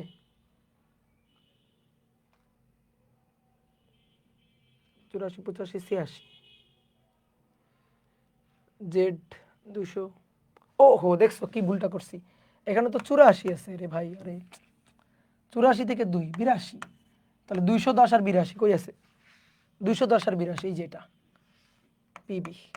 ঠিক আছে, এটা সরি। এবার বিসমাথ আইসোটোপ থেকে আলফা কণা নিঃসরণ, সেম কোশ্চেন। বিসমাথ 83 214 আলফা কণা নিঃসরণ হলে, আলফা কণা নিঃসরণ হলে যেটা হবে 83 থেকে 2 কম 81, আর 214 থেকে 4 কম 210। তাহলে 210 আর 81 কোথায়? 210 81, এই যে এটা, এটা শেষ। ওকে, তাহলে এই টাইপের প্রবলেম গেল। এইবার আসো তেজস্ক্রিয় ক্ষয়সূত্র। তেজস্ক্রিয় ক্ষয়সূত্র, তেজস্ক্রিয় ক্ষয়সূত্র। কোনো একটা তেজস্ক্রিয় বিভাজন ঘটতেছে, তেজস্ক্রিয় বিভাজন হয়ে, তেজস্ক্রিয় ক্ষয় হয়ে মৌলটা চেঞ্জ হয়ে অন্য একটা মৌলে পরিণত হচ্ছে, অন্য একটা আইসোটোপে পরিণত হচ্ছে। তো ধরো এটা ছিল n পরিমাণ, আদি n0, ক্ষয় হতে হতে হতে হতে হতে n পরিমাণ আছে। তাহলে তেজস্ক্রিয় বিভাজনের রেটটা হবে dN/dt হবে ওই সময়ের অক্ষত পরমাণু সংখ্যার সমানুপাতিক। n অক্ষত পরমাণু সংখ্যার সমানুপাতিক, সামনে একটা মাইনাস কেন? কারণ হ্রাস পাচ্ছে তাই। এই কারণে আমরা সূত্রটাকে এই যে সমানুপাতিক চিহ্ন উঠাই দিয়ে যখন লিখব, তখন লিখব -λ। ল্যামডা কি? অবক্ষয় ধ্রুবক। তাহলে এটা হচ্ছে তেজস্ক্রিয় ক্ষয়ের সূত্র। এবার আমি যদি বলি n সময় পরে, সরি t সময় পরে n কি পরিমাণ অক্ষত অ্যাটম আছে, অক্ষত অ্যাটম n এর পরিমাণ কতটুকু? n = হবে n0 e⁻⁻λt। এই হচ্ছে সূত্র। সূত্রগুলো মাথায় রাখবেন, নিচের কোনটি সঠিক সূত্র এরকম আসবে। তাহলে n = n0 e⁻⁻λt। এবার শোনো, ল্যামডা কি? অবক্ষয় ধ্রুবক। এর সাথে অর্ধায়ু এবং গড় আয়ুর সম্পর্কটা কেমন? অর্ধায়ু হচ্ছে t½ এটা হচ্ছে ln2/λ। ভালো করে শোনো, ln2/λ। ln2 মানে 0.693 ডিভাইডেড বাই ল্যামডা। যেহেতু তোমার ক্যালকুলেটর নেই, তাহলে ln2 0.693 বসাবা, হিসাব যাতে সহজ হয়। 0.69 মানে কি? 0.7। তাহলে হিসাবের সুবিধার জন্য তুমি মাথায় রাখবা এটা হচ্ছে 0.7/λ, হিসাবের সুবিধার জন্য। এটা মূল সূত্র। এবং হিসাবের সুবিধার জন্য তুমি 0.693 কে 0.7 হিসাবে হিসাব করবা। ওকে, এবার আসো গড় আয়ু। এটা কিন্তু অর্ধায়ু, অর্ধায়ু। এবার গড় আয়ুটা কি? গড় আয়ু হচ্ছে টাউ। টাউ অবক্ষয় ধ্রুবকের ইনভার্স। অবক্ষয় ধ্রুবক কি? ল্যামডা, তার বিপরীত রাশি 1/λ। এই যে এটা একটা সূত্র। এবার দেখো এর সাথে আর একটা সূত্র পাওয়া যায়, ল্যামডা ইকুয়াল টু 1 মানে টাউ ইকুয়াল টু 1/λ, আর ল্যামডা ইকুয়াল টু কত? Lambda equal to ln 2/t half. তাহলে 1 ডিভাইডেড বাই, দেখো এটা ln 2 divided by T half. T হাফটা উপরে চলে গেল। তাহলে গড় আয়ু হচ্ছে অর্ধায়ু ভাগ লন 2, অর্ধায়ু ভাগ লন 2। তুমি ভাই একটা সূত্র মাথায় রাখলেই হবে, টি হাফ হচ্ছে লন 2/λ আর টাউ হচ্ছে 1/λ। এই দুইটা মাথায় রাখবা, এইটা আর এইটা, এই দুটো মাথায় রাখলে এগুলো আমরা বানাই নিতে পারবো, কোনো ব্যাপার না। বোঝা গেছে? কোনো ব্যাপার না। এইবার আসো, এগুলা করতে তো ক্যালকুলেটর লাগে, এই কারণেই আমরা শর্টকাট। এবং তুমি দেখবা ভার্সিটি কোশ্চেন ব্যাংকে যে ম্যাথগুলো আছে, মানে উইদাউট ক্যালকুলেটর, ভার্সিটি কোশ্চেন ব্যাংকে, ইঞ্জিনিয়ারিং কোশ্চেন ব্যাংকটা না, ভার্সিটি কোশ্চেন ব্যাংকে দেখবা ম্যাক্সিমাম যে ম্যাথগুলো আছে এই ম্যাথগুলো ক্যালকুলেটর ছাড়াই শর্টকাট দিয়ে করা যাবে। কিভাবে? তুমি মাথায় রাখবা 1 ডিভাইডেড বাই 2n, এটা হচ্ছে অক্ষত পরিমাণ, অক্ষত বা অবশিষ্ট পরিমাণ, এটা মাথায় রাখবা, অক্ষত বা অবশিষ্ট পরিমাণ, ঠিক আছে? আর n হচ্ছে টি সময় বাই টি হাফ অর্থাৎ এই যে এই দুইটা জিনিস মাথায় রাখতে হবে, এই দুইটা শর্টকাট মাথায় রাখতে হবে, তাহলে যে কোনো ম্যাথ পারা যাবে, তাহলে যে কোনো ম্যাথ পারা যাবে। এখন কথা হচ্ছে দেখি তো সত্যি পারা যায় কিনা, দেখি তো। আসো, যদি রেডনের অর্ধজীবন এত হয় তাহলে গড় জীবন কত? কি চাইছে? গড় জীবন মানে গড় আয়ু, গড় আয়ু, গড় আয়ু তো টাউ, আর অর্ধজীবন মানে টাউ হাফ। তো টাউ হাফ মানে সরি টি হাফ, টাউ হাফ তো না, টি হাফ, টি হাফ থেকে টাউ বের করা যাবে? গড় আয়ু, হ্যাঁ যাবে। তাকাও সবাই তাকাও, এটা মানে কি 1/λ, আর ল্যামডা মানে কি লন 2/t হাফ। তাহলে নিচে লন 2 ডিভাইডেড বাই টি হাফ, তো টি হাফ চলে গেল উপরে। তাহলে যেহেতু ক্যালকুলেটর নেই সেহেতু টি হাফ বাই লন 2 মানে 0.7 ধরে হিসাব করব। তাহলে অর্ধায়ু দেওয়া আছে 4 দিন, ওকে 4 দিন 4 ডে ডিভাইডেড বাই 0.7। এবার 4কে 7 দিয়ে ভাগ দিব, তাহলে পয়েন্ট উঠাই দিলাম, দিয়ে উপরে 10 দিয়ে গুণ করলাম, তাহলে 4 গুণ 10 40 আর নিচে 7, তাহলে 40/7, 40/7, তাহলে উপরে 40 আর নিচে যদি 8 ধরি, ধরো 7কে 8 ধরলাম, তাহলে 5 8 40, 5, তাহলে 7 হলে 5 দশমিক সামথিং, তাহলে 5 দশমিক সামথিং কই আছে? এই যে 5 দশমিক সামথিং, তাহলে 5.77 হয়ে গেল, শেষ।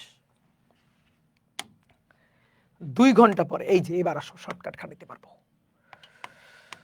2 ঘন্টা পরে কোনো তেজস্ক্রিয় মৌলের 1/16 অংশ অবশিষ্ট থাকে। খুব ভালো কথা, হ্যাঁ 1/16 অংশ অবশিষ্ট থাকে, অবশিষ্ট থাকে, অবশিষ্ট থাকে 1 divided by 2 to the power n, অবশিষ্ট অংশ 1/16। এবার 16কে 2 টু দি পাওয়ার বানাও তো দেখি, 1/2 টু দি পাওয়ার n 16, 2 তার পাওয়ার কত হলে 16 হয়? 2 গুণ 2, 2 দুগুণে 4, 2 গুণ 2 গুণ 2, তাহলে 2 কিউব, 2 দুগুণে 4, 4 দুগুণে 8, 2 গুণ 2 গুণ 2 গুণ 2, 8, 8 গুণ 2 16, তাহলে 2 টু দি পাওয়ার 4। বুঝছো? যদি তাও না বুঝে থাকো তাহলে 16 মানে কি 4 গুণ 4, আর 4 গুণ 4 মানে কি 2 to the power 2 into 2 to the power 2, তাহলে 2 2 যোগ 2 4, তাহলে 2 টু দি পাওয়ার 4। বুঝছো? বা আমরা এগুলো জানি, 8 মানে 2 টু দি পাওয়ার, 8 মানে 2 টু দি পাওয়ার 3, 4 মানে 2 টু দি পাওয়ার 2, 16 মানে 2 টু দি পাওয়ার 4, এগুলোই আমাদের লাগবে। 32 মানে 2 টু দি পাওয়ার 5, 64 মানে 2 টু দি পাওয়ার 6, এই যে এই কটাই আমাদের হলে হইবে। তাহলে 16 মানে 2 টু দি পাওয়ার 4, তাহলে n কত? n হচ্ছে 4। বলছে 2 ঘন্টা পর, অর্থাৎ t যদি 2 ঘন্টা হয় তাহলে অর্ধজীবন কত? অর্ধজীবন হচ্ছে t হাফ। তাহলে n কি? শর্টকাট n কি? t/t half. দেখো উইদাউট ক্যালকুলেটর ম্যাথ হয়ে যাবে। n হচ্ছে 4, উপরে টি হচ্ছে 2 ঘন্টা, তাহলে অর্ধজীবন হবে 2/4, হাফ, 0.5 আওয়ার। তাহলে 0.5 আওয়ার মানে 30 মিনিট। 30 মিনিট। কি পারছো বলো?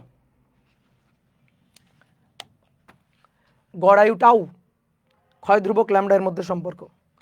গড় আয়ু টাউ এবং ক্ষয় ধ্রুবক ল্যামডার মধ্যে সম্পর্ক, এগুলো আবার কোথায় আসে? এটা কোনো কথা হইলো? এই যে এটা সম্পর্ক। কোন তেজস্ক্রিয় মৌলের অর্ধায়ু ও গড় আয়ুর মধ্যে সম্পর্ক কোনটা? আচ্ছা, অর্ধায়ু আর গড় আয়ুর মধ্যে সম্পর্ক, অর্ধায়ু এবং গড় আয়ু, তাহলে এটা হচ্ছে 1/λ, আর ল্যামডা মানে ln2/t½ এই যে নিচে ln2 উপরে t½ তাহলে এটার সাথে এটার সম্পর্ক সমানুপাতিক।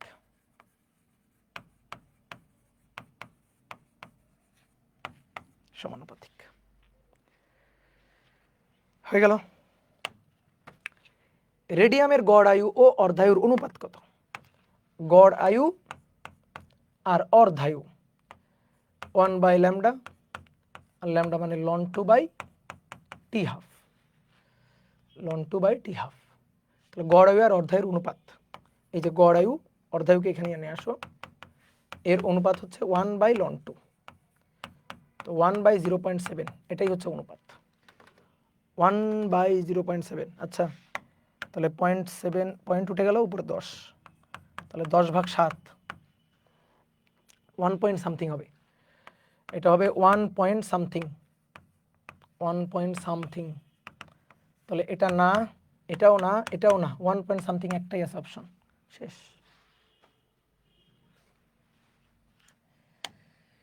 ধরা যাক কোবাল্ট 60 তেজস্ক্রিয় পদার্থের অর্ধায়ু এত বছর, অর্ধায়ু মানে t½ কত বছর পরে ওই তেজস্ক্রিয় পদার্থের তেজস্ক্রিয়তা কমে প্রাথমিক অবস্থার এততে হ্রাস পাবে?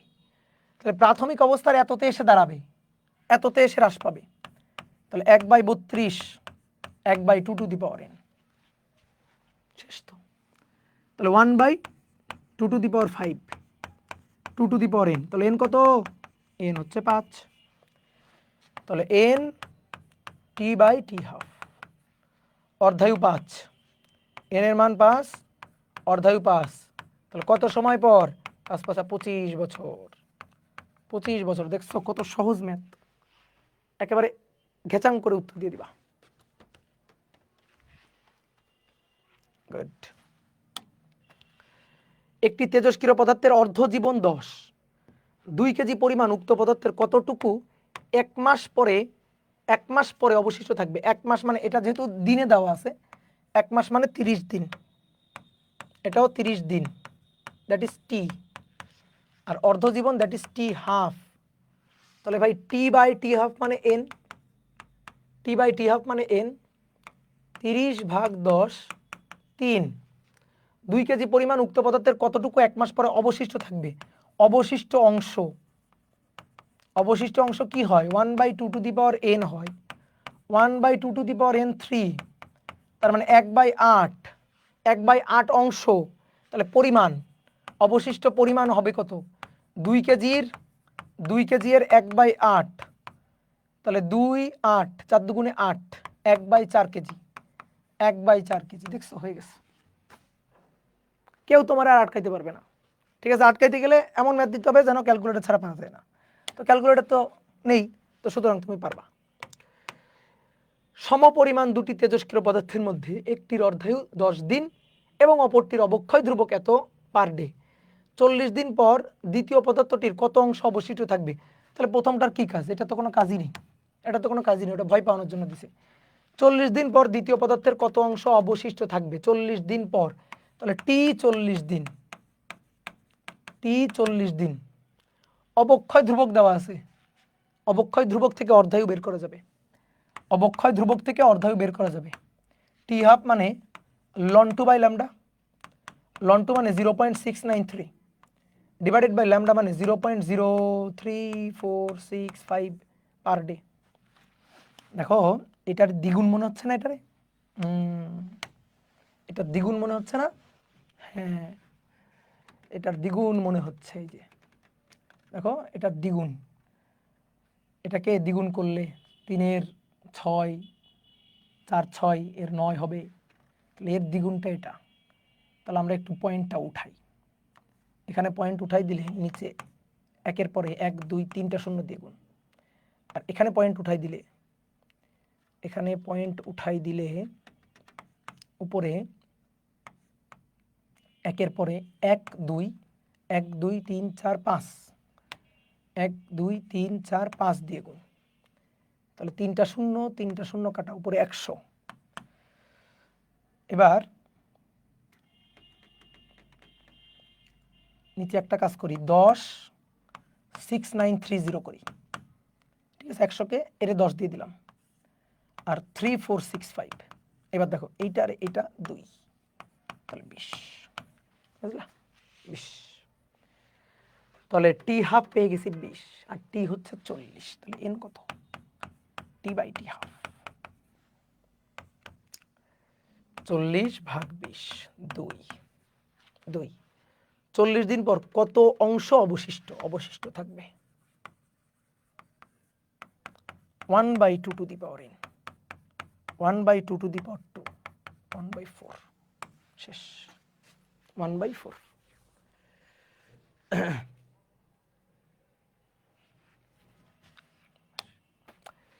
ট্রিটিয়ামের অর্ধায়ু এত, সবগুলো একই রকম। আর এটা টি, কত বছর পর একটি নির্দিষ্ট ট্রিটিয়াম বস্তুখণ্ডের কত অংশ অবশিষ্ট থাকবে। যদি বলতো ক্ষয় হবে, তাহলে ওই 1 থেকে অবশিষ্ট বাদ দিতাম, তো বলছে অবশিষ্ট থাকবে, তাহলে তো সহজ। তাহলে T by T half, that is N, 25/12.5, 2। আর অবশিষ্ট 1/2 to the power n, 1/2 to the power 2, 4। এটা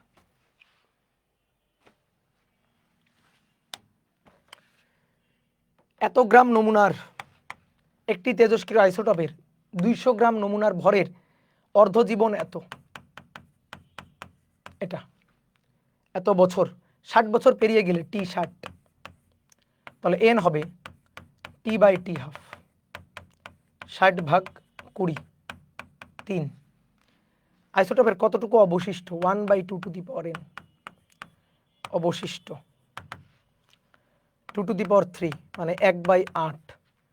তাহলে 200 গ্রাম এর 1/8, আসো কাটাকাটি করি। তাহলে 4 দিয়ে কাটলে 2, 4 5 20, 0, 2 দিয়ে আবার যদি কাটি 25 গ্রাম, এই যে 25 গ্রাম হয়ে গেল, ঠিক আছে, ডান।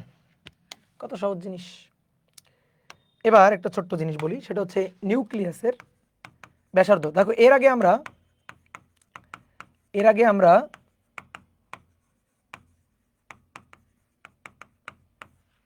আমরা কক্ষপথের ব্যাসার্ধ বের করছিলাম। এবার কিন্তু কক্ষপথের ব্যাসার্ধ চাইতেছি না, নিউক্লিয়াসের ব্যাসার্ধ চাইতেছি। নিউক্লিয়াস, কক্ষপথ এখানে আছে, ওটা চাইতেছি না, আমরা চাইতেছি নিউক্লিয়াসের ব্যাসার্ধ। নিউক্লিয়াসের ব্যাসার্ধ আর। এই নিউক্লিয়াসে কি থাকে? নিউক্লিয়ন থাকে। নিউক্লিয়ন হচ্ছে এ, অর্থাৎ প্রোটন এবং নিউট্রন সংখ্যা। তাহলে একটা নিউক্লিয়াসের আয়তন তত বেশি হবে যত এর নিউক্লিয়ার নাম্বার যত বেশি হবে, ঠিক আছে। এবার আয়তন, এটা তো 3D না, একটা গোলক না, নিউক্লিয়াসের আকার একটা গোলক, তাহলে 4/3 পাই আর কিউব, ঠিক আছে, সমানুপাতিক এ। ভাই 4/3 পাই তো কনস্ট্যান্ট, 4/3 পাই এটা কি কনস্ট্যান্ট না? তাহলে আর কিউব সমানুপাতিক এ, আর সমানুপাতিক এ টু দি পাওয়ার 1/3। এবার এই সমানুপাতিক চিহ্ন উঠাই দিব, দিয়ে একটা ধ্রুবক আনবো, যে ধ্রুবকটা আনছিল বিজ্ঞানী ফার্মি, তার নাম অনুযায়ী এই কনস্ট্যান্টকে বলা হয় আর্নল্ড ফার্মি কনস্ট্যান্ট। কি বলা হয়? Fermi constant. এ কি? ভর সংখ্যা, এ ভর সংখ্যা, এ হচ্ছে ভর সংখ্যা, ঠিক আছে। আর আর নট কি? Fermi constant. এই ফার্মি কনস্ট্যান্টের মান হচ্ছে F naught 1.2 femtometre. Femto not pico, femto. Femto মানে 10⁻⁻15 মিটার। এই ঠিক আছে। এবার কোনো একটা মৌলের নিউক্লিয়াসের যদি ভর সংখ্যা এ আমি দিয়ে দিই, তুমি তার ব্যাসার্ধ বের করে ফেলতে পারবা, আর নট তো কনস্ট্যান্ট। ঠিক আছে, তাহলে চলো তো দেখি একটা ম্যাথ। বলছে কপার 64 29, তাহলে এ কত? এ হচ্ছে 64। এই নিউক্লিয়াসের ব্যাসার্ধ ফার্মি এককে কত? ফার্মি এককে ব্যাসার্ধ কত? ওকে, আর ইকুয়াল টু r0 a⁻1/3। তাহলে r0 হচ্ছে 1.2 × 10⁻⁻15। ফার্মি এককে চাইছে, তার মানে 1.2 বসাইলেই তো হয় একবারে। 1.2 ফার্মি মিটার, ফেমটোমিটার আর কি। তাহলে 1.2, এ হচ্ছে 64 ⁻1/3, 64। তাহলে এ কত? 4 4 4 16, 4 16 64, 4। তাহলে 1.2 × 4, 12 কে 12 12 24, 3 34, 4 এবং 48, 4.8 এত ফেমটোমিটার, 4.8 ফেমটোমিটার। ডান হয়ে গেল, শেষ। ওকে ওকে ওকে, এর আর কোনো ম্যাথ আসে নাই, বুঝছো? এইবার আসো ভর ত্রুটি। ভর ত্রুটি ও বন্ধন শক্তি। ভর ত্রুটি ও বন্ধন শক্তি। দেখো এদিকে তাকো, নিউক্লিয়াস তৈরি হয় কিভাবে? নিউক্লিয়াসে কে কে থাকে? প্রোটন, নিউট্রন একত্রিত হয়ে একটা নিউক্লিয়াস গঠন করে। এই ধরো একটা নিউক্লিয়াস, এই ধরো একটা নিউক্লিয়াস। তাহলে নিউক্লিয়াসে থাকে প্রোটন, ধরো এই গোলাপি কালিগুলো হচ্ছে প্রোটন, এরকম প্রোটন থাকে, প্রোটন। আর কি থাকে? নিউট্রন, এগুলো হচ্ছে নিউট্রন, 3 4 5, এগুলো হচ্ছে নিউট্রন। 1 2 3 4 5, 1 2 3 4 5। এই যে প্রোটন নিউট্রন একত্রিত হয়ে নিউক্লিয়াস গঠিত হয়। প্রোটন হচ্ছে জেড সংখ্যক প্রোটন, আর নিউট্রন কয়টা? এ হচ্ছে ভর সংখ্যা, তার থেকে যদি প্রোটন আমি বাদ দিই তাহলে তো নিউট্রন পাওয়া যাবে। তাহলে a - জেড সংখ্যক নিউট্রন, তাই কি না? কোন একটা মৌলের সংকেত আমরা এইভাবে লিখি x z a। তো জেড কি? প্রোটন সংখ্যা। আর এ কি? ভর সংখ্যা। ভর সংখ্যা মানে প্রোটন প্লাস নিউট্রন। আর প্রোটন সংখ্যা কি? পি, পারমাণবিক সংখ্যা। তাহলে নিউট্রন সংখ্যা কত? এই যে প্রোটন প্লাস নিউট্রনের সংখ্যা থেকে যদি তুমি প্রোটন সংখ্যাগুলোকে বাদ দিতে পারো তাহলেই তো নিউট্রন সংখ্যা পাওয়া যাবে। তো এইবার শোনো, নর্মালি কি হওয়া উচিত? এই যে নিউক্লিয়াসটা, এই নিউক্লিয়াসটা তৈরি হয়েছে কিভাবে? প্রোটন আর নিউট্রনগুলো একত্রিত করে। তার মানে ধরো এই নিউক্লিয়াসটার ভর, এই নিউক্লিয়াসটার ভর হবে জেড সংখ্যক প্রোটনের ভর, জেড সংখ্যক প্রোটনের ভর, আর a - জেড সংখ্যক নিউট্রনের ভরের সমষ্টি হওয়া উচিত না? তো দেখা যায় বিজ্ঞানীরা এক্সপেরিমেন্ট করে দেখছেন না, এটা হয় না। যখন কোনো একটা নিউক্লিয়াস সুগঠিত হয়, প্রোটন এবং নিউট্রন একত্রিত হয়ে নিউক্লিয়াসটা যখন কম্বাইন্ড হয়ে নিউক্লিয়াসটা যখন তৈরি হয়, তখন জেড সংখ্যক প্রোটন এবং a - জেড সংখ্যক নিউট্রনের ভর যোগ করে আমি যেটা পাবো সেটা নিউক্লিয়াসের ভরের পুরোপুরি সমান হয় না। কেন? কিছু ভর মিসম্যাচ হয়। কেন হয় এটা? এটা আসলে ওই যে নিউক্লিয়াসটা গঠিত হতে গেলে কিছু শক্তির দরকার না, তো ওটা হচ্ছে শক্তিতে কনভার্ট হয়। এখন শুনে তাজ্জব লাগতে পারে যে ভাই ভর শক্তিতে কনভার্ট হয়? হ্যাঁ, আইনস্টাইনই তো এটা আমাদের বলছে যে ভর শক্তিতে কনভার্ট হয়। তার মানে নিউট্রন এবং প্রোটনটা যখন একত্রিত হয়ে নিউক্লিয়াসটা গঠিত হয়, তখন এই মোট ভরটা, প্রোটন আর নিউট্রনের মোট ভরটা নিউক্লিয়াসের ভর থেকে বেশি হয়, অর্থাৎ নিউক্লিয়াসের ভরটা কম হয়, সমান সমান হয় না। তাহলে একটু ভর হারাই গেছে, এই হারানো ভরটাকেই বলা হয় ভর ত্রুটি। কি বলা হয়? ভর ত্রুটি, দ্যাট ইজ ডেলএম। তাহলে ডেলএম কিভাবে পাবো? এই দুটো যোগ করব, যোগ করে নিউক্লিয়াসের ভরটা বিয়োগ করে দিব। তাহলে জেড সংখ্যক প্রোটনের ভর আর a - জেড সংখ্যক নিউট্রনের ভর, দেন বিয়োগ করব নিউক্লিয়াসের ভর। এই যে নিউক্লিয়াসের ভর, এটাই হচ্ছে আর ভর ত্রুটি। আর এই ভর ত্রুটিটাই হচ্ছে বন্ধন শক্তিতে কনভার্ট হয়। বন্ধন শক্তিকে কি বলা হয়? Binding energy, BE. তাহলে বাইন্ডিং এনার্জি হবে ডেলএম সি স্কয়ার, আইনস্টাইনের সূত্র। এই বাইন্ডিং এনার্জিকে বিই দিয়ে প্রকাশ করা হয়, বন্ধন শক্তি। এইবার শোনো, এটা মোট বন্ধন শক্তি। এবার গড় বন্ধন শক্তি মানে পার নিউক্লিয়ন বাইন্ডিং এনার্জি। টোটাল এই নিউক্লিয়াসের মধ্যে কয়টা নিউক্লিয়ন আছে, নিউক্লিয়ন মানে ভর সংখ্যা কয়টা আছে টোটাল, এ পরিমাণ, এ সংখ্যক নিউক্লিয়নের জন্য বাইন্ডিং এনার্জি এটা। তাহলে পার নিউক্লিয়নে, একটা নিউক্লিয়নে বাইন্ডিং এনার্জি কত, সেটাকে বলা হবে গড় বন্ধন শক্তি। কি দিয়ে ভাগ দিবা, গড় বন্ধন শক্তি পাওয়ার জন্য কি দিয়ে ভাগ দিবা, বাইন্ডিং এনার্জিকে ভর সংখ্যা দিয়ে ভাগ দিবা, বাইন্ডিং এনার্জিকে ভর সংখ্যা দিয়ে ভাগ দিবা, তাহলে পাওয়া যাবে গড় বন্ধন শক্তি, পার নিউক্লিয়ন বাইন্ডিং এনার্জি। বুঝছো? এখান থেকে তেমন প্রশ্ন আসে নাই, ঠিক আছে? আমি দেখাই দুই একটা। এখান থেকে যে প্রশ্ন আসে এটা খুব সহজ জিনিস, একটা জিনিস একটু মাথায় রাখবা, এমসিকিউর জন্য তোমাদের অলরেডি এটা শিখাইছি, অলরেডি একবার লিখে দিছি। 1 অ্যাটমিক মাস ইউনিট হচ্ছে 1.66057 ইন্টু 10⁻⁻² কেজি। আর এই 1 অ্যাটমিক মাস ইউনিটকে যদি আমি শক্তিতে কনভার্ট করি তাহলে পাবো 931.5 মেগা ইলেকট্রোভোল্ট, 931.5 মেগা ইলেকট্রোভোল্ট। কোনো কোনো বইতে এটাকে 935 বা 34 মেগা ইলেকট্রোভোল্ট বলছে, কোনো কোনো বইতে শুধু 931 বলছে, কোনো কোনো বই, এক ইসাক স্যারের বই 3 জায়গায় 3 রকম বলছে। তো মেইন হচ্ছে 931.5।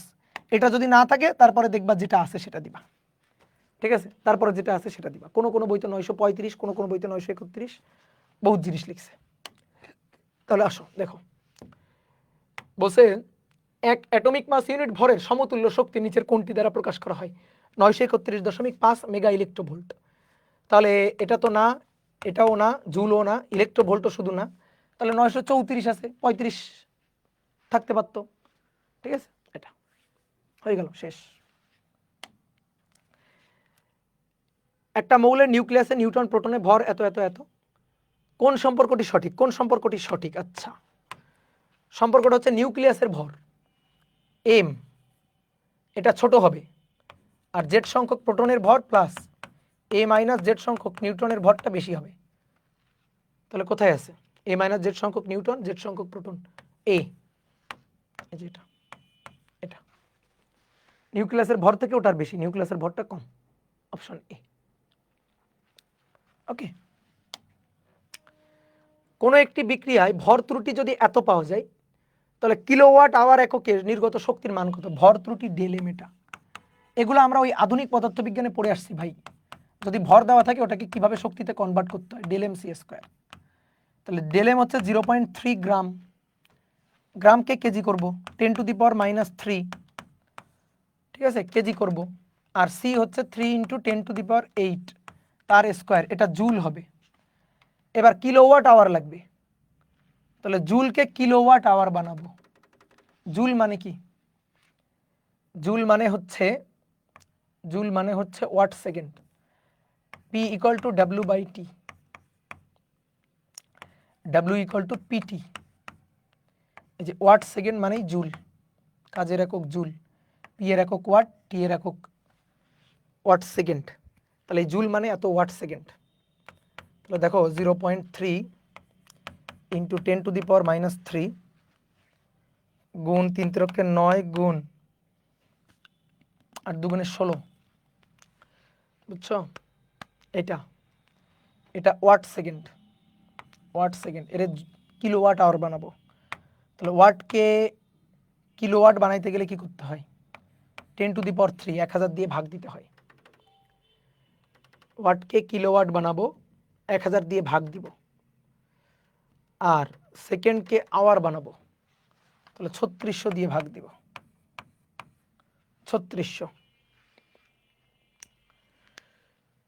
আওয়ার বানাবো, সেকেন্ডকে আওয়ার বানাবো, 3600 দিয়ে ভাগ দিব, তাহলে আওয়ার হবে, যে কিলো ওয়াট আওয়ার হলো। ওকে, এখন আসো হিসাব নিকাশ। 10⁻, এটা -3 পাশে গিয়ে 9, 3600 10 পড়ে 9, তাহলে এটা 3 গুণ 10⁻³ 10⁻16, তারপরে 9 গুণ, এটা 3 নিছি, তাহলে 3 নেওয়া মানে হচ্ছে নিচে 10 দিয়ে গুণ করা, নিচে 10 দিব, নিচে 10 10 টু দি পাওয়ার 3, আর এটা হচ্ছে 3.6 ইন্টু 10 টু দি পাওয়ার 3।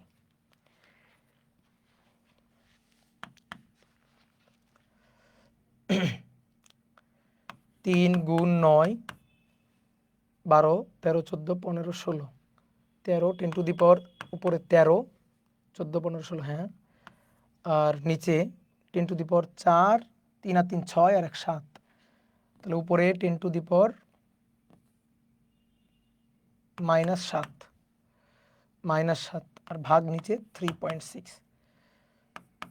তাহলে ভাই 9 ইন্টু 3.6 মোটামুটি কাটাকাটি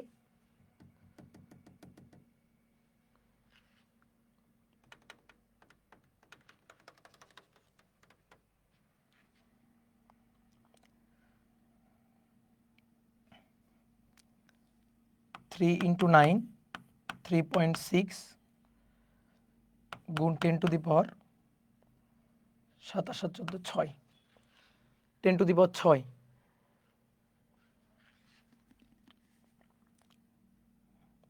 তাহলে এবার কাটাকাটি করলে 9 থেকে একটু কম, 9 থেকে 7.5, দেখো 3.6 আছে, তো 3.6কে ধরো 3.5 ধরতে পারো, ঠিক আছে, অথবা 3 ধরো, তাহলে 3 কাটাকাটি গেলে তো 9, 3 কাটাকাটি গেলে তো 9, তাহলে 9 গুণ 10 টু দি পাওয়ার 7, তার মানে 9-এর চেয়ে একটু কম হবে, তার মানে 7.5 ইন্টু 10 টু দি পাওয়ার 6 হবে। তাহলে অ্যান্সার হচ্ছে এইটা, শেষ, বুঝলা? একটু চালাকি করে উত্তর দিয়ে ফেলতে হবে, ঠিক আছে, ডান। এবার দেখো লাস্ট একটা কোশ্চেন, এটা ডিইউতে রিটেন একটা কোশ্চেন, ঠিক আছে, আমি একটু দেখাই দিই, এটা একটু কমপ্লেক্স ব্যাপার স্যাপার আছে, পরীক্ষার হলে বসে চিন্তা ভাবনা করতে পারাটা খুব ডিফিকাল্ট এই ম্যাথটার ক্ষেত্রে, বাট কঠিন কিছু না।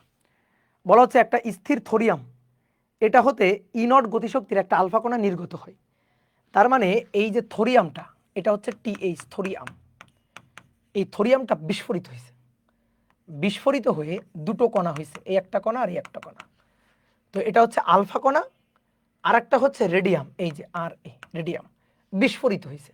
আচ্ছা, বিস্ফোরিত হইলে ভরবেগ সংরক্ষণশীল, বুঝছো? বিস্ফোরিত হলে কি হবে? ভরবেগ সংরক্ষণশীল হবে। তাহলে ভরবেগের সংরক্ষণশীলতা খাটাই তো একটু, ভরবেগের সংরক্ষণশীলতা, ভরবেগের সংরক্ষণশীলতা, তাহলে ভরবেগের সংরক্ষণশীলতা, এর ভর এই যে এম টি এইচ গুণ এর কোনো বেগই ছিল না, আর ভর এম আর এ গুণ বেগ ভি আর এ প্লাস এম আলফা বেগ ভি আলফা। এ দেখো এটা স্থির ছিল, কিন্তু এই যে বলছে স্থির, স্থির, তাহলে এবার আসো এটা 0। এবার রেডিয়ামের ভর কত? রেডিয়ামের ভর হচ্ছে 216, এই যে এ ভর সংখ্যা, এটাই তো ভর, এটাই তো আণবিক ভর, এটাই তো এম আর এ। আলফা কণার জন্য কত? এই যে আলফা কণা, আলফার জন্য এম আলফা, আলফা মানে হিলিয়াম 4 4 ভর, ভর সংখ্যাটাই ভর। আর থোরিয়ামের ভর M, M thorium, M thorium এটা হচ্ছে 220। তাহলে আমি একটু মান বসাই দেখি এখানে, এটা 216 ভি আর এ প্লাস এটা 4 ভি আলফা, তাহলে ভি আর এ এটা ইকুয়াল টু হবে, এটাকে ওই পাশে নিয়ে গেলে -4/216 ভি আলফা। এই মাইনাসটা কি মিন করতেছে? দিক বিপরীত। আমি যদি বলি মান কত, একটা যদি এদিকে সরে যায় তাহলে একটা বিস্ফোরিত হয়ে এদিকে যাবে, ওই যে গুলি বন্দুকের মতো, গুলি ছুড়ে গেলে বন্দুক পশ্চাৎবেগ, তো সেরকম আর কি, ওকে, গুলি ছুড়ে গেলে বন্দুকের পশ্চাৎবেগ, সেরকম বিস্ফোরণের পরে একটা দিকে গেলে আরেকটা দিকে যাবে। তাহলে ভি আর এ এটা সমান সমান 4/216, তাহলে 4 5 নিচে 5 1 4 4 16 ভি আলফা। এবার আমাদের চাইছে কি? আমাদের চাইছে রেডিয়াম নিউক্লিয়াসের গতিশক্তি কত? ইনট গতিশক্তির আলফা কণা নিশ্চিত হয়, তাহলে গতিশক্তি ই আর এ, তো half M V square, M R A R V R A তার স্কোয়ার, তাহলে হাফ এম আর এ মানে 216 আর ভি আর এম স্কোয়ার মানে এর স্কোয়ার, এটার স্কোয়ার। তাহলে 1/54 ভি আলফা তার স্কোয়ার, এই যে এটার স্কোয়ার। ঠিক আছে, এইবার এই ভি আলফাটা বের করে আনি। আমাদের বলছিল যে আলফা কণার গতিশক্তি হচ্ছে ই নট, তাহলে ই নট হচ্ছে আলফার গতিশক্তি, তাহলে হাফ ভর আলফা বেগ আলফা স্কোয়ার। তাহলে ই নট 1/2 আলফার ভর 4 ভি আলফা স্কোয়ার। তাহলে এখান থেকে ভি আলফা স্কোয়ার হবে ই নট বাই 2 না, ই নট বাই 2 নিয়ে এখানে বসাই দিই, নিয়ে এখানে বসাই দিই, তাহলে কাজ শেষ। তাহলে 216/2 1/54 ভি আলফা স্কোয়ার, এটা মানে E naught by 2, E naught by 2। আসো এবার কাটাকাটি করি, এবার কাটাকাটি করি। 2 গুণ 2 4, 216/4 1/54 ই নট। তাহলে 4 5 4 5 4 5 1 4 4 16, 54 54 কাটাকাটি, ভাই ই নটই তো হলো, ই নট অ্যান্সার, ই নট। ওকে, তাহলে আলফা কণার গতিশক্তি যা এর গতিশক্তি তাই হবে, সেম। আলফা কণার গতিশক্তি যা রেডিয়ামের গতিশক্তিও তাই হবে, ই নট সেম, তাই না? হিসাব নিকাশ তো ঠিকই করছি, ঠিকই করছি। ওকে, তাহলে আমাদের অধ্যায় শেষ, এরপরে আর কিছুই নাই, এরপরে ফাঁকা, এই যে ফাঁকা। তাহলে আমাদের অধ্যায় শেষ, বুঝছো? এবার দেখবা কোশ্চেন ব্যাংক খুলে দেখবা শুধু বাংলা কয়েকটা এমসিকিউ ছাড়া আর কিছুই নেই, বুঝছো? তাহলে বেশি বেশি করে প্র্যাকটিস করো। ওকে, তাহলে টাটা, সবাই ভালো থাকো, সুস্থ থাকো, আর ভালো করে পড়াশোনা করো। দাদা স্কোয়ার করেন নাই? স্কোয়ার করি নাই, কোথায় স্কোয়ার করি নাই? 1/, এই যে হ্যাঁ, তাই তো ভাবি যে একই হয়ে গেল কেমনে। 1/54 স্কোয়ার, হ্যাঁ, আর ভি আলফা স্কোয়ার মানেই ই নট বাই 2, হ্যাঁ। তাহলে 1/54 স্কোয়ার, এই যেটা, তাহলে হবে হচ্ছে 54 একটা 54 দুইটা, ই নট বাই 54 হবে, হ্যাঁ, ই নট বাই 54 হবে, সরি স্কোয়ার করতে ভুলে গেছিলাম।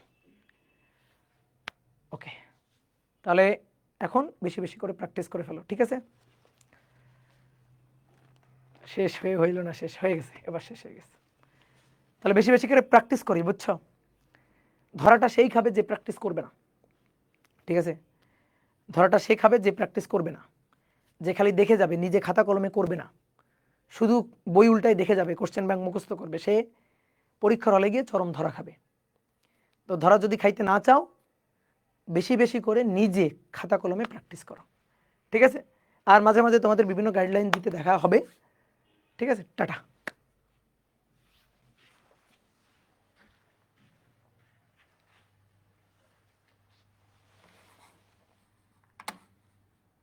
আমি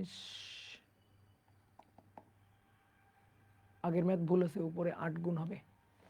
আচ্ছা, আগের ম্যাথে আগেরটা কোথায় 8 গুণ হবে? 3 × 10⁸, 8 দুগুণে 16, ঠিক আছে।